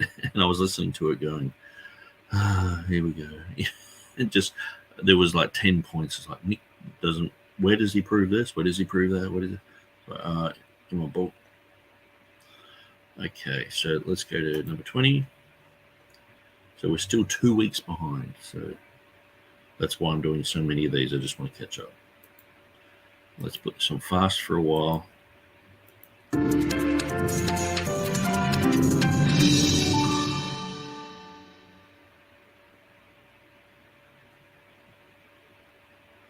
Welcome one and all to the channel that seems to be doing nothing except for responding to Nick Sayers and his book. His book is, the title of his book, if you're not familiar with it by now, part 20 of the series, you should be. It's Revelation 16:5, Beza's expansion, etc. The point of this particular episode is actually to go back and cover some issues that have arisen over the last, 7 or more, probably 7, maybe 6, I don't know. So multiple episodes of Nick Sayers' responses. If you don't know, he does respond over on his channel. That's the Revolution channel, Nick Sayers Revolution. If you type that into the YouTube search engine, you should be able to find his channel. It's Revolution. I think he said it's Revolution Church. In any event, it's not an endorsement, it's not a condemnation, it's just the information. However, what I'd like to do is, let's see if I can share a screen. And let's see if I can, because I would like to share the screen with you, and let's see what's going on here. And this, here we go. So this is originally one of my earlier parts, and then he was responding to me, and then I was responding to him, and then he was responding to me. And now I'm responding. So let's see. I see we have some comments. Oh, look at this. My head turretin, my head turretin, my head turretin. So maybe what I'll do is I'll just... Comments already from Michelle. Good to see you. Nice to see you too. So jumping right in with Nick's comments here, and I can actually exit this view just for the sake of, I did the original view just so you could have the nice mirror room effect, but let's hear what he has to say here. He thinks that the Greeks knew it was a holy and sacred name. Now, I don't have a final conclusion yet based on my review, but my challenge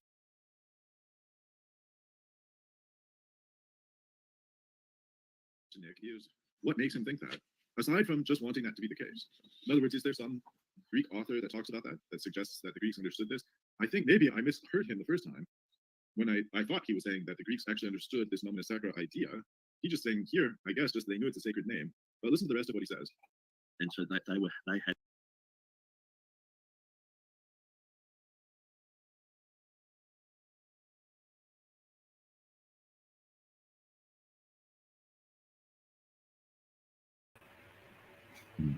Sorry. So I think my audio dies if I delete myself. So, okay, let's continue on. And Osios there, knowing that means it's holy, because. So again, he says that they knew that God's name was holy, and so they put that word there because of that reason. What's his basis for thinking any Greek person knew about that before modern times, before Beza? What's his reason for thinking that? Because of the manuscript evidence that has errors in the Latin, it has the readings in the 8th century commentaries, 9th century commentaries. Where did they get this idea from? So if he's asking me, where did they get the idea from? Keep in mind, these are versional witnesses that he's talking about, if they're even versional witnesses. Commentaries from the 8th or 9th centuries. And the thing is, the vast majority of manuscripts that TurretinFan's going with, 99.9% of them are all Byzantine. So they've been rubber stamped. That's what these guys would say when we're like, oh, it's a TR reading, it's got all this manuscript evidence. They're like, yeah, Byzantine evidence. It's not relevant. It's just regulated to a BYZ at the bottom of the page of the apparatus. And so, but all of a sudden, if it goes against a TR, we've got all these manuscripts, and if it's a Communianium, we're majority text people now, they're all concerned about the majority all of a sudden, when they never are, when it's their reading. You've got one manuscript that goes one way. Oh, it's Vaticanus. Oh, that's enough. It's Sinaiticus. Yeah, that's good. Not in Greek, but in Latin. Where did they get these from? Well, there might be an answer to where they got them from. But the problem with that kind of evidence, the kind of evidence that Nick is offering up here, is that there is nothing actually pointing to a belief that existed during this period about the use of this word sanctus to signal an abbreviation. Okay, so can you show me in the writings where, in the manuscripts or any writings, where it says that an iota and an upsilon with a line above it is Christu, and why they did that? Because I know TurretinFan is like, well, nomina sacra, I think it was because, the Roman soldiers were persecuting people, so they didn't, they wanted to find books with, without the name of Jesus on it or whatever, And it's like, so you don't really know, do you? You're speculating, you're guessing. But the people who were writing these manuscripts, a lot of the time, they knew why. Wouldn't you concede with that they knew why they were putting nomina sacra when it had theos and it's just a theta and a sigma with a line above it, that they knew what they were doing? So it's not hard when you understand and recognize that this is a nomina sacra. It's not hard to go, well, perhaps these people knew what that meant. They knew that it was the holy name of God. And so, just as I pointed out the other day on, I think it was James Snap's, the text of the Gospels, emendation,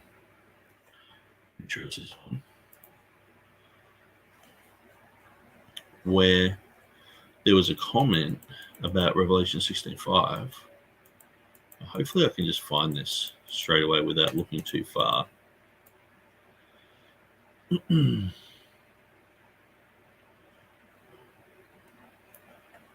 Conjectural emendation.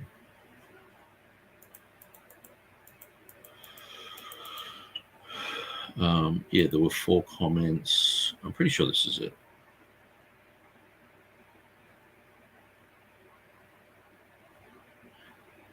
Anyway, it doesn't look like it, so I'll just drop that. But there was one guy who commented and just said, well, it's a nomina sacra there because it's a sacred name. So this is the thing. TurretinFan's like, it's not a nomina sacra because, if you look up what Metzger said and you look up what Wikipedia says, nomina sacra is, these ones with the lines above it, and that's it. It's like, okay, so Jehovah would be a good candidate for a nomina sacra. Agreed?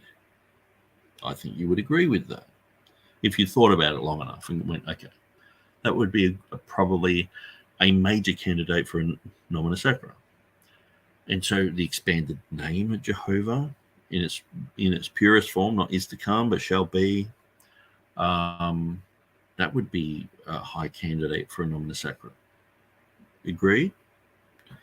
And so we're already halfway there. And that's the thing. It's like TurretinFan's seems to forget all that and just start every show again from the beginning. Like, okay, we're looking at this and we're just looking at the manuscript evidence that says holy. You know, it's like, okay, what about all this other stuff that we've thought about and talked about? And anyway. Sanctus in Latin to indicate an abbreviation in Latin. That there's not evidence of that. Okay, so where's the evidence of when it has pneuma, and that is in a nomen sacrum form? Where's the evidence that anyone knew what that meant? Well, the evidence is in, we see that represented in some manuscript evidence. And so in Revelation 16:5, we do see versional evidence of the future form there. And so when you have the word holy in the Greek manuscripts, and it's like, well, we have to sort of go outside the closed class of witnesses because there's only 4 Greek manuscripts before the 10th century. Okay, let's look at these other things. Let's look at the Ethiopic. Let's look at the Beast of Lidana. Let's look at Hamo Halberstadensis. We find future forms there. Okay, well, that makes sense. And the predictable past, present, and future, the name of Jehovah, not the name of anyone else. The most holiest name in the Bible is the name of Jehovah. And I heard him say on the Stephen Boyce thing, what makes it the most holiest name? The name of Jesus is just sort of like, you read through the whole entire section of my book about Jehovah, about Jesus being Jehovah, the one who was and is to come. If it's the expansion of Jehovah, as most of these commentators write in Revelation chapter 1, verse 4, and it's to do with Christ coming. And it's like Jesus is Jehovah. Anyway, I just, you think about these things, put these things in front of your mind.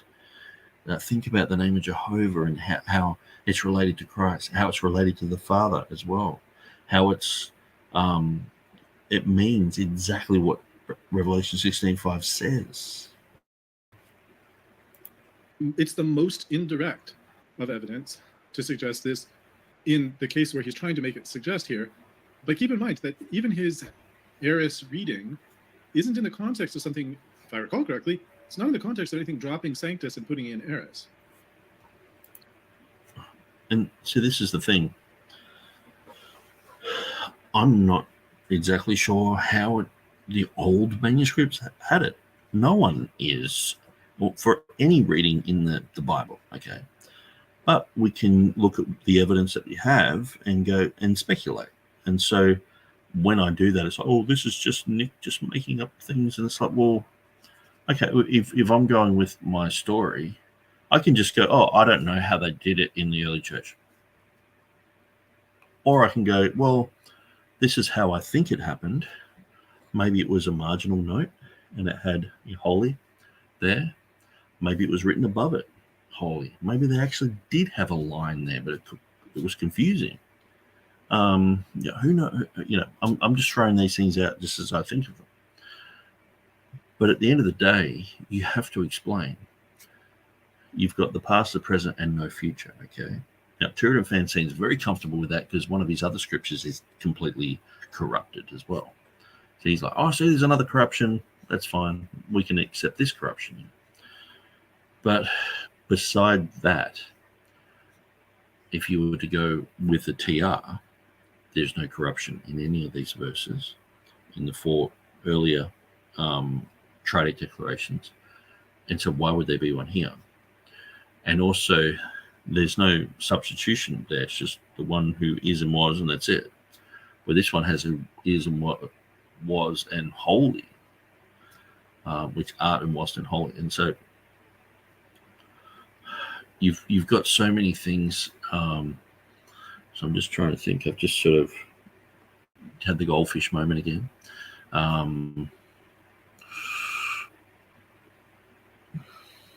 Okay. So that wouldn't be an example. Okay, so it's, did people recognize this, and how did the early church write it?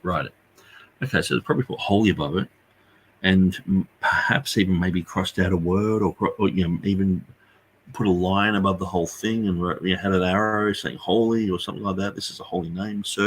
Circled it. Would have probably been in all capitals. Most definitely been in all capitals. And so, what do you do with all that? Yeah, and the thing is, in some of these manuscripts, it has the first bit, the past, missing. It has the second bit, the present, missing.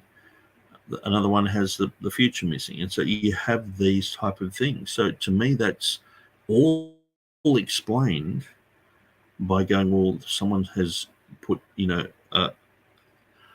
an indication there that this is a sacred name, and people are not sure where to actually end it or start it.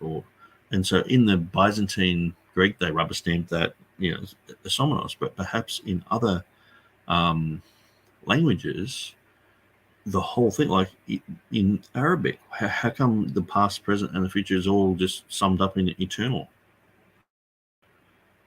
You may as well just have the letter 8 sideways there. It's like, how come it's like that? How come it's the past, present, future are all summed up, and they just had the word eternal there? Why did Theodore Beta do that in some of his readings? Why in the French Bibles with Jehovah, the eternal? And so meaning Jehovah. So these are things that have got to be explained. That's why the reason why I've gone to this other external manuscript evidence is not so much like, okay, well, I don't have any Greek manuscript evidence whatsoever, and so we're just going to go with the Ethiopic and go with Betis of Libana. It's like, no, with my understanding of the Tetragrammaton being expanded, having 3 parts, this is a perfectly adequate reading here. And so it would be silly to think otherwise, that it's not 3 parts, But TurretinFan's seems to think that's okay. No, I 100% disagree with him. And like, to me, the Somenos is, you got it from an ancient manuscript. There's lots of things backing this up. But at the end of the day, someone somewhere has put holy there, okay, according to my theory, according to Textus Receptus, King James people, someone's put holy there, and for a reason. Why holy? Well, because it's sacred, sanctus. It's a sacred name. It's a holy name, okay. That makes sense as well. Everything makes sense. Everything points towards this concept. And in some of the other languages, it's the past, the present, or the future is affected, which is explained by what I'm teaching as well. That it's not just the Somenos part. That, the Greek manuscripts obviously affected, a lot of the Latin manuscripts, but in some of these others, it's like the present is affected, and it's just the past and the future. And so we've got to think about these things. We've got to. And in my book, I do go into a lot of these concepts, So, of somebody understanding that this principle, whether they're a Greek speaker or not. But more significantly, when we survey the ikomenos, esomenos uses, especially esomenos, because that's the one that Nick is claiming was the original, we never see it said that osios sometimes stands for esomenos. If we had seen that, then we would have some basis for this kind of claim. Okay, so this is another argument TurretinFan is making, where now he's saying ikomenos means esomenos. So these two are synonyms, and you just use, the esomenos reading in a certain context. Okay, so I don't think that's realistic at all. And I think the Bible clearly has oikomenos, is to come, for a reason. And I don't think that any of those places where it has oikomenos, that we should replace them with isomenos at all. So I know on his website he had a whole bunch of things written about that, and I just really didn't go much into it, because I was just like, this is just it's just it seemed like a desperate attempt to sort of come against the reading, but I will eventually get around to looking at that. And I guess he's probably going to bring this up now. I guess we can speculate literally anything, and if that's going to be a sufficient basis for accepting a reading, it's just that you could speculate and no one could disprove. Well, my speculations are that the name of Jehovah is past, present, and future. I mean, you're the one that's saying it's just past and present. I mean, I think if we went in a time machine back to the Reformation and I'm like, hey, have you ever heard of it just being the past and the present? I think they'd all laugh. That's ridiculous. It's the past, present, and the future. What are you talking about? But TurretinFan's seems to hold to that. It's like, well, the manuscripts say just past and present. That's it. We just follow that. I thought you were supposed to be doing text criticism and thinking about these things and examining these things and weighing up everything and looking at all the options. And and the thing is, everything that I've said all goes together with a sense of the name of Jehovah, the Lord being in the manuscript, righteous are you, O Lord, the Psalm 119, 137 being spoken by the two angels in Revelation 5 and 7. Revelation 7 echoing what's in Revelation 5 with the word Lord there. So in the Old Testament it's there, in verse 7 it's there, but in the majority of these Greek manuscripts, it's not there. And then it's like, no, it is there. And the thing is, the issue is too, the internal evidence that would point to Lord being there is very strong as well, because of the other triadic declarations that have Lord there. And so anyway, let's continue. It's sort of impossible to disprove that people didn't hold to such a view during that time period, because how could you know what everyone believed during that time period? The problem is, what's the positive evidence for an exposition? And I think the short answer to that is, essentially, there's almost none. We'll see. At some point, I want to get into some discussion. So I guess the other alternative is, if what I'm saying is true, and this is a nomina sacra and all the rest of it, and someone adopts my view, they have to go, well, the first century people who put holy there didn't know what they were doing, and they had no idea about it, and everyone who copied the manuscripts had no idea what they're doing. So that's the alternative. That's what you sort of want me to say. I'm thinking that they were smarter people than that they did know what they were doing, and that people who copied these manuscripts also knew that this was part of that type of concept of nomina sacra. Of but maybe now is as good a time as any, while people's interests are still high. Let's share this tab instead. So what we have here, and let's see if I can make it even a little bit bigger. Here we go. So what we have here is a post. I think I put it up today. I don't know. Sometimes the post dates don't always correspond when I actually post it. Anyway, so it says Beza Plato and the shall be speculative restoration at Revelation 16:5. So this is just a post where what I've done is I'll talk about the post, I'll go through it, and I'll explain kind of what I'm thinking. Before I get started, I'll explain what I'm thinking. My thought is this. In one way, I'd like to prove myself wrong and prove to myself that actually there is some way to come to the conclusion that the Greeks thought that asomenos was sometimes implied or indicated by Hosios, or somehow that the text of Revelation 16:5 could be re-expanded out, and with Hosios dropped and asomenos put in. I would be fascinated to find such a case.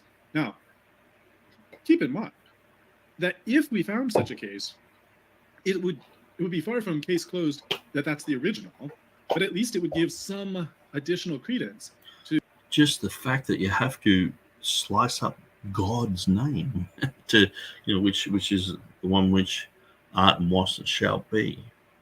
The fact that that has to be sliced up into pieces and then see, it's still God's name. It's like, this Elephant Man type of thing, and it's like, oh, see, he's the that's your God, and it's like it's an abomination. It's get Jehovah. It's got 3 parts, but everyone's like, these are the references to Jehovah, and all the way through, people are saying that, and then you get to Revelation 16:5, and the 3rd part doesn't match in. And it's like, well, something's wrong there.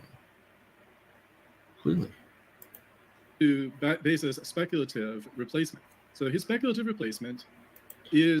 And so it's a speculative replacement now. It's not that he had an ancient manuscript like you were saying the last one. That's gone down the drain. And the thing is, what TurretinFan does is he looks at all these separately. Like he sort of forgets the manuscript thing, forgets the Jehovah thing, forgets the Ethiopic future reading, forgets the Beatus of Libana thing, forgets and just goes back to ground zero. Beza's got a conjectural emendation here, and it's like, you sort of back like snakes and ladders. It's like I see him climb right to the top, and it's like, man, he's nearly getting it, and then the next thing is like right down the bottom, snakes and ladders. Oh, he's still dealing with the basic building blocks of this, Is Hoseos with Isomenos in Revelation 16:5, and some advocates the King James Version or Scrivener's Textus Receptus, which is based on the King James Version. And I note in passing, there was this Kept Pure in All Ages conference 2023 recently held. I look forward to hearing what they have to say. In last year's conference, I think I responded to all of the lectures that had any substance where they presented any kind of challenge to outside views. I think I responded to all of those. I'm happy to respond again if they do an additional public release of any of their conference speeches. They had a very innocuous look to what they had to say, very general, basic material, but you never know. Sometimes there's something behind a seemingly innocent title that's a little bit more provocative. But anyway, so to the end of checking to see if there was any hint that this word hysomenos had ever been found by anyone who spoke Greek and who committed what they spoke to writing. I mean, we got 4 manuscripts from before the 10th century.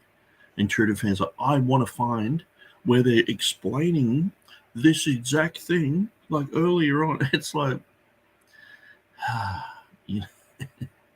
we're dealing with fragmentary evidence. And this is one of the reasons why we just sort of laugh at, the whole Reconstructionist method, because the whole thing is people think that we've got way more manuscripts today and all this sort of stuff. I mean, the vast majority of them are just Byzantine, and they're mostly cohesive. But there's manuscripts, obviously, Beza had, that no one knows about. And even TurretinFan admitted that even if you do go the collation route, where's all that? It's all gone. How do you know it was in those manuscripts? Where are those manuscripts? It's like there's lots and lots and lots of manuscripts that are just gone. So you're more likely, these guys were closer than we are. We have less evidence. And the thing is, too, these guys wouldn't have made such a big blunder as to misrepresent the readings of Beza. When he says, I've got an ancient manuscript, James White's like, oh, that means he had a conjecture and no manuscript. It's like they wouldn't have made this type of really embarrassing error. During the last thousands of years, I went to 266 places where the Thesaurus Linguae Graecae library has the exact word isomnos. Now, there's other forms of the word that I didn't address, so maybe there's something out there under other forms. There's also synonyms of isomnos, perhaps, that we could find, and I'll talk about that maybe a little bit later. But or actually, yeah, maybe later in this very discussion. But anyway, so there's a Solomos. I looked for all the places where it's found, 266 places. Most of them aren't particularly relevant. Some of them, for example, are pre-scriptural Greek references that are just not at all relevant. There was one interesting one that is in the Bible in the Septuagint translation of Job 15:14, for who being mortal can be blameless, or who can be in the right born of woman. That's the Nets translation. And I use Nets as opposed to Lancelot Andrews just because Nets is a little bit more up to date. I didn't check what Lancelot Andrews has on this one. Where is it? Lancelot Andrews? I think it is. But anyway, there's a, maybe it's not Lancelot Andrews. There is another, Lancelot Brenton, sorry. Lancelot Brenton's translation is also available. It's a little bit older.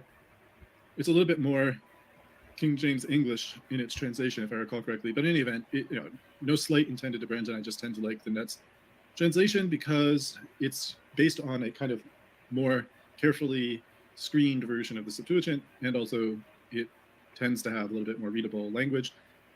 And I'm generally comfortable with how literal it is. In any event, the bottom line is this is obviously not connected with Revelation 16:5. Just happens to be a place where if someone had a manuscript, an old manuscript that had a Solomos in here, it could be a Septuagint Job 15:14 manuscript. It would even be a biblical manuscript in that case. And it could be Greek, because indeed the Septuagint that Job was in Greek. However, I don't think that Beza was talking about this when he talked about about restoring from an old manuscript. I don't think he had in mind a manuscript of Septuagint Job 15:14. And this verse is important for total depravity, although it tends to get dismissed because it's one of Job's friends talking. And so people are like, oh, well, Job's friends, they got it wrong. You can't listen to anything they say. But actually, I would take a different point on that, but I don't want to belabor the point here. So a much more interesting use is found in Plato's Timaeus. I don't know whether Plato's Timaeus is itself included in the TLG. I didn't get a hit on the word in Plato's works in the TLG, but at least beginning in the 5th century, there are multiple quotations by Greek writers of Plato's use. Stobaeus, Proclus, Simplicius, and Philoponus all provide the same quotation. And so I found the text and translation in a paper. You can get to the link if you want to see who's the translator and so forth, of a section of the Timaeus. And you can see he's preserved in some places the Greek words because he has interest in the Greek grammar of Plato. And so anyway, it's an interesting translation as well because it tends to be on the more literal side because of his grammatical interest. But in any event, or her, I don't remember who's the translator. Now Kronos has come into being with Uranos, so that together, having been engendered together, they may perish, should some dissolution of either the one or the other ever occur. And it has come into being in accordance with the paradigm which is possessed of a thoroughly everlasting nature, so that it should prove to be as similar as possible to that paradigm relative to its capacity. For the paradigm is, for all eternity, being, whereas the other, lasting through and through, is for all time, having come into being, and also being and going to be. So you see how this captures those three aspects of time. And specifically, it especially captures the present and future aspects, and it connects them with the concept of eternity. Now, of course, there's no reason to think John or the angel. And so this is one of the strange things. TurretinFan can see, if you're talking about eternity, you've got the past, present, and future. If you're talking about concepts of time and chronology, you got the past, present, and future.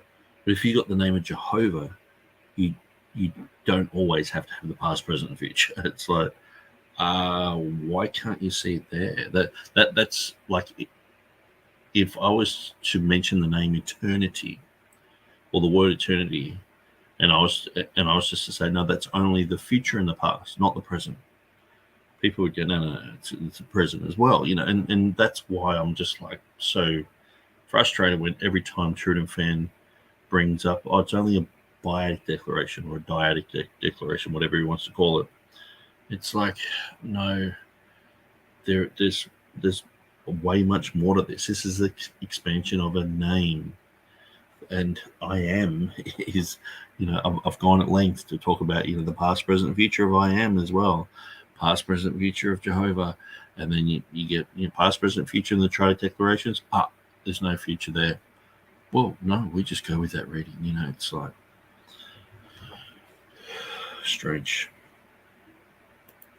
That John's quoting here in Revelation 16 has anything to do with Plato or any influence on or from Plato. But On the other hand, Beza may have been influenced by Plato. Now, I will say, I don't think Beza changed the text here specifically and intentionally in order to align with Plato. But it is reasonable to think that Beza may have been familiar with Plato. In 1513, Aldus Manutius, the great printer that Nick often refers to, has here in his text, and you can see this Kaion Kai Asomenos in the bottom right-hand corner. He has the first printed edition of Plato's works. That's 1513 Aldus Manutius, and that included Timaeus. And copies of that continue. Beza may not have always agreed with Plato, but he did read them, and at least enough to disagree with him. And I've provided some citation to someone talking about how. I'm pretty sure Henry Stephanus, his works on Plato are still used today. That's how good they were. And so he was the main printer for Theodore Beza. So. Beza doesn't favor Plato's philosophy and often finds him to be an inept philosopher. So the idea is that Beza probably leans more on Aristotle and less on Plato. Which, let's not get into that whole debate right now either. So setting aside people commenting or quoting from Plato, what about the other places that the word is used? Some of these Nick has already pointed out. And so we've already talked a little about them, like the first one, Clement of Alexandria. But this time when I was going through, I just noticed that in the previous paragraph, right before Clement of Alexandria uses Esomenos to talk about the name of God and its meaning, he happens to mention Plato in the immediately preceding paragraph. Now, Plato's an influential philosopher.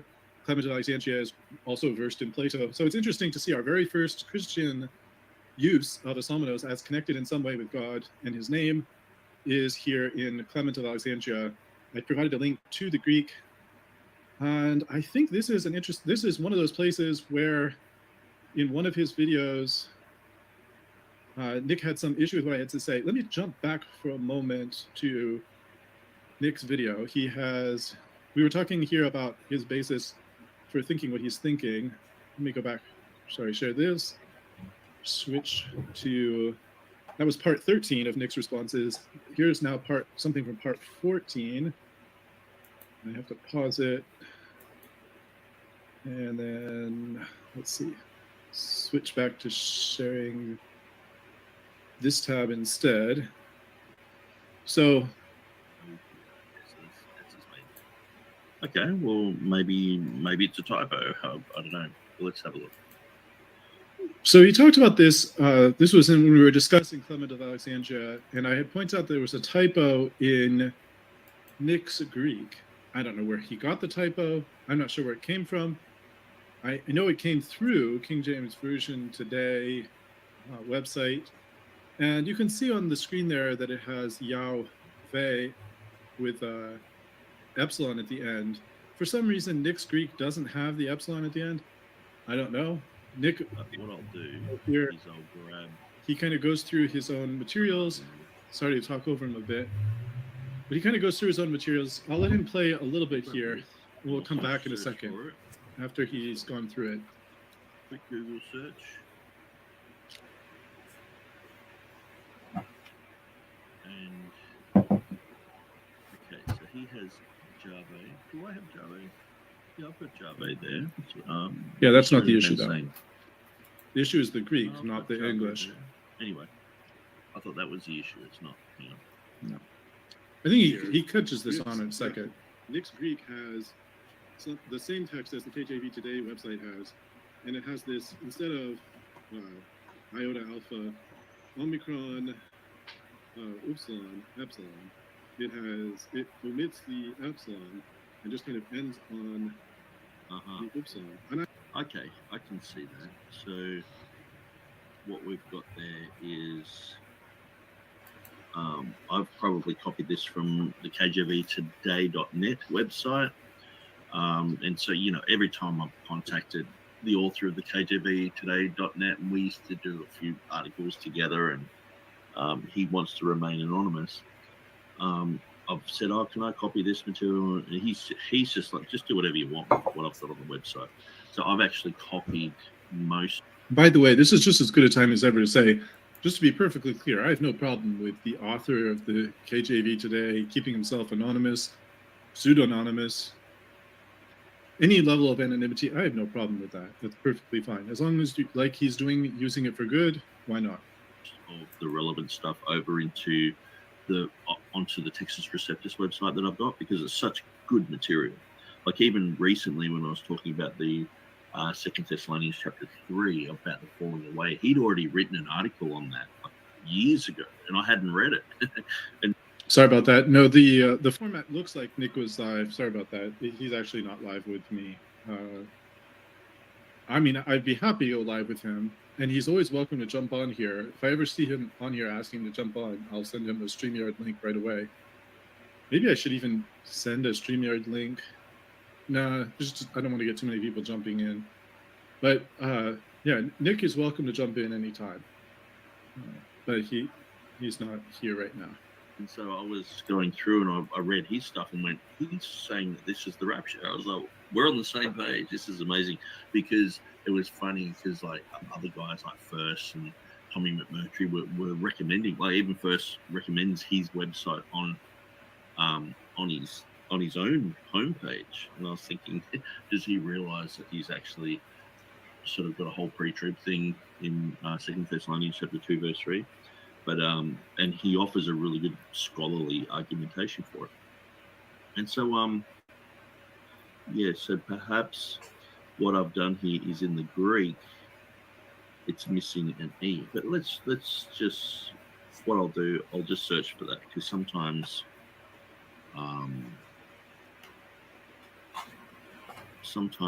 things like this can just be simply just a typo, or sometimes it can just be a different. Yeah, so KJV today. Yeah, so I think what I've done, I've copied it from KJV today because that's the first one on the list. Then we see academic dictionaries and encyclopedias. Okay, well, these guys have a tetragrammaton on my website. So it's interesting. I with an error like that, you can see who's copied the material. But no, we do see it here. That, yeah, this one here where it has the Somenos, Clement of Alexandria. It's clearly, oops, a bit too far there. Yeah, here we are. It has Iota, Alpha, Omicron, Upsilon, and it doesn't have the epsilon on the end of it there. So I have no idea if that's the only place that he found the Greek. But anyway, I have a link to, coming back to the, let's see, coming back here, I do have a link available for him to go get the Greek. If he's interested to get the Greek of the Stromata, I believe that it will have the Greek that I'm showing here. If it doesn't, anyway, this is the correct Greek. I don't know why there's that discrepancy, but I think it should be obvious that you wouldn't get Jave with an E at the end unless there was the epsilon here. So he has a wrong Greek. I'm not blaming Nick for that. It's an easy thing to overlook. But anyway, that's that. So, as I was saying, Clement of Alexandria, the first usage, what I would say is, and I say this on several of the ones I found here, this is an example of a possible illusion. So in other words, the who is and shall be is vaguely similar to Revelation 16:5. And assuming, for the sake of argument, that Beza's reading had some ancient support, is it possible that this is an allusion to that? Well, possible, yes. Now, is that at all likely? The answer is no. It's not very likely. It's not likely that this existed as an ancient reading in the first place. And it's only a possible allusion and not a quotation because it's not the same reading. It was only it doesn't have the ho-en, for example. It just has two tenses here. And what can I say?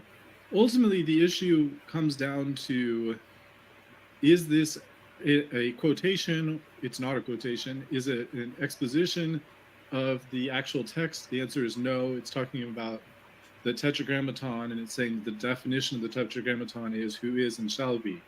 Now, this kind of view, itself could influence Beza. Clement of Alexandria and his Dramata. I don't know if it was published in Greek already, but it's this kind of thing that would have been of interest to Beza.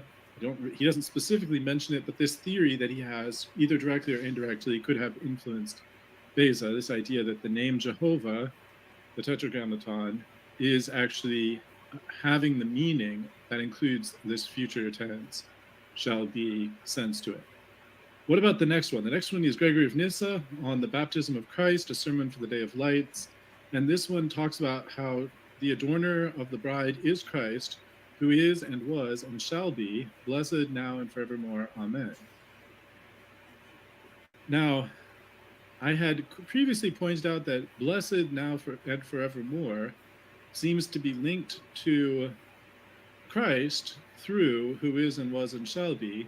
But even setting that aside, because I'm not so confident that that's actually the best way to do it now, even if we just take this as a title of Christ, who is and was and shall be, you notice that the actual Greek here is slightly different. Instead of having "and," it has "proun" as the middle term. So is it an illusion? Is it a possible illusion? Again, possible we're using quite broadly. We're using it broadly in the sense that it's only possible if Beza's reading was out there in circulation at the time, which we don't know. Even if it were, this is only a possible illusion. It's not a definite illusion. This is part of a discussion of Isaiah 61:10 in the Septuagint.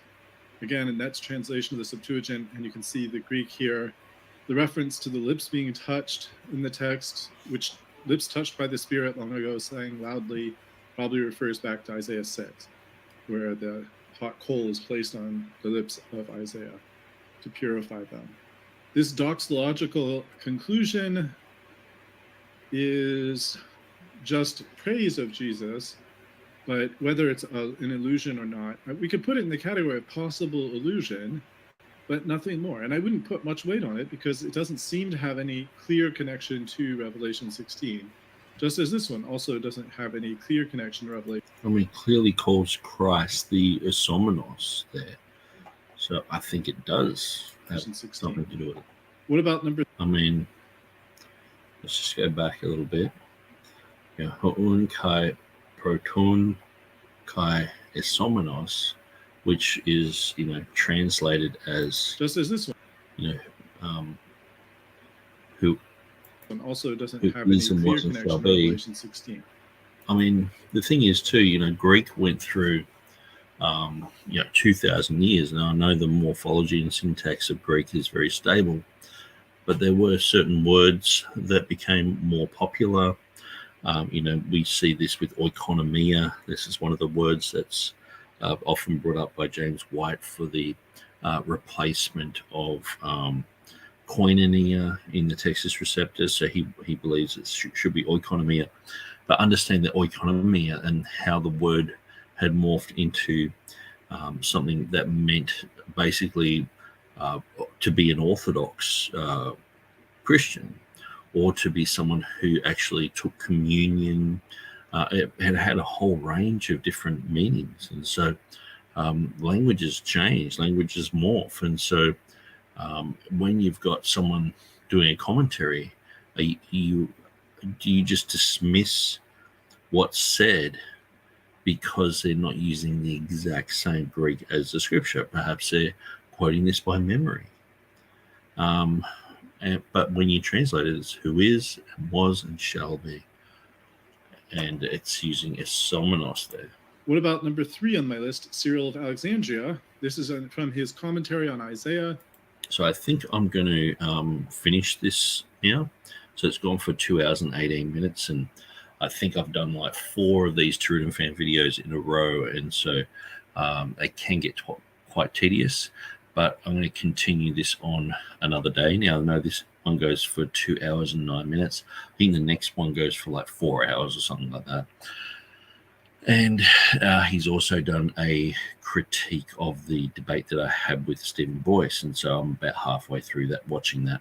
So I think what I'll do is I'll finish this one because I have already done quite a lot in the previous video, in this video of mine, number 25. So we'll do number 26 soon, because I do want to catch up and get into real time, because we're about 2 weeks behind with TurretinFan here. And sometimes, I've said things 2 weeks ago, and I can't even remember what I said. And so TurretinFan's responding to those things, and it's like it can make for tedious watching. But God bless you guys. Thanks for joining us, and we'll see you next time. So we are at the 26-minute 51 mark.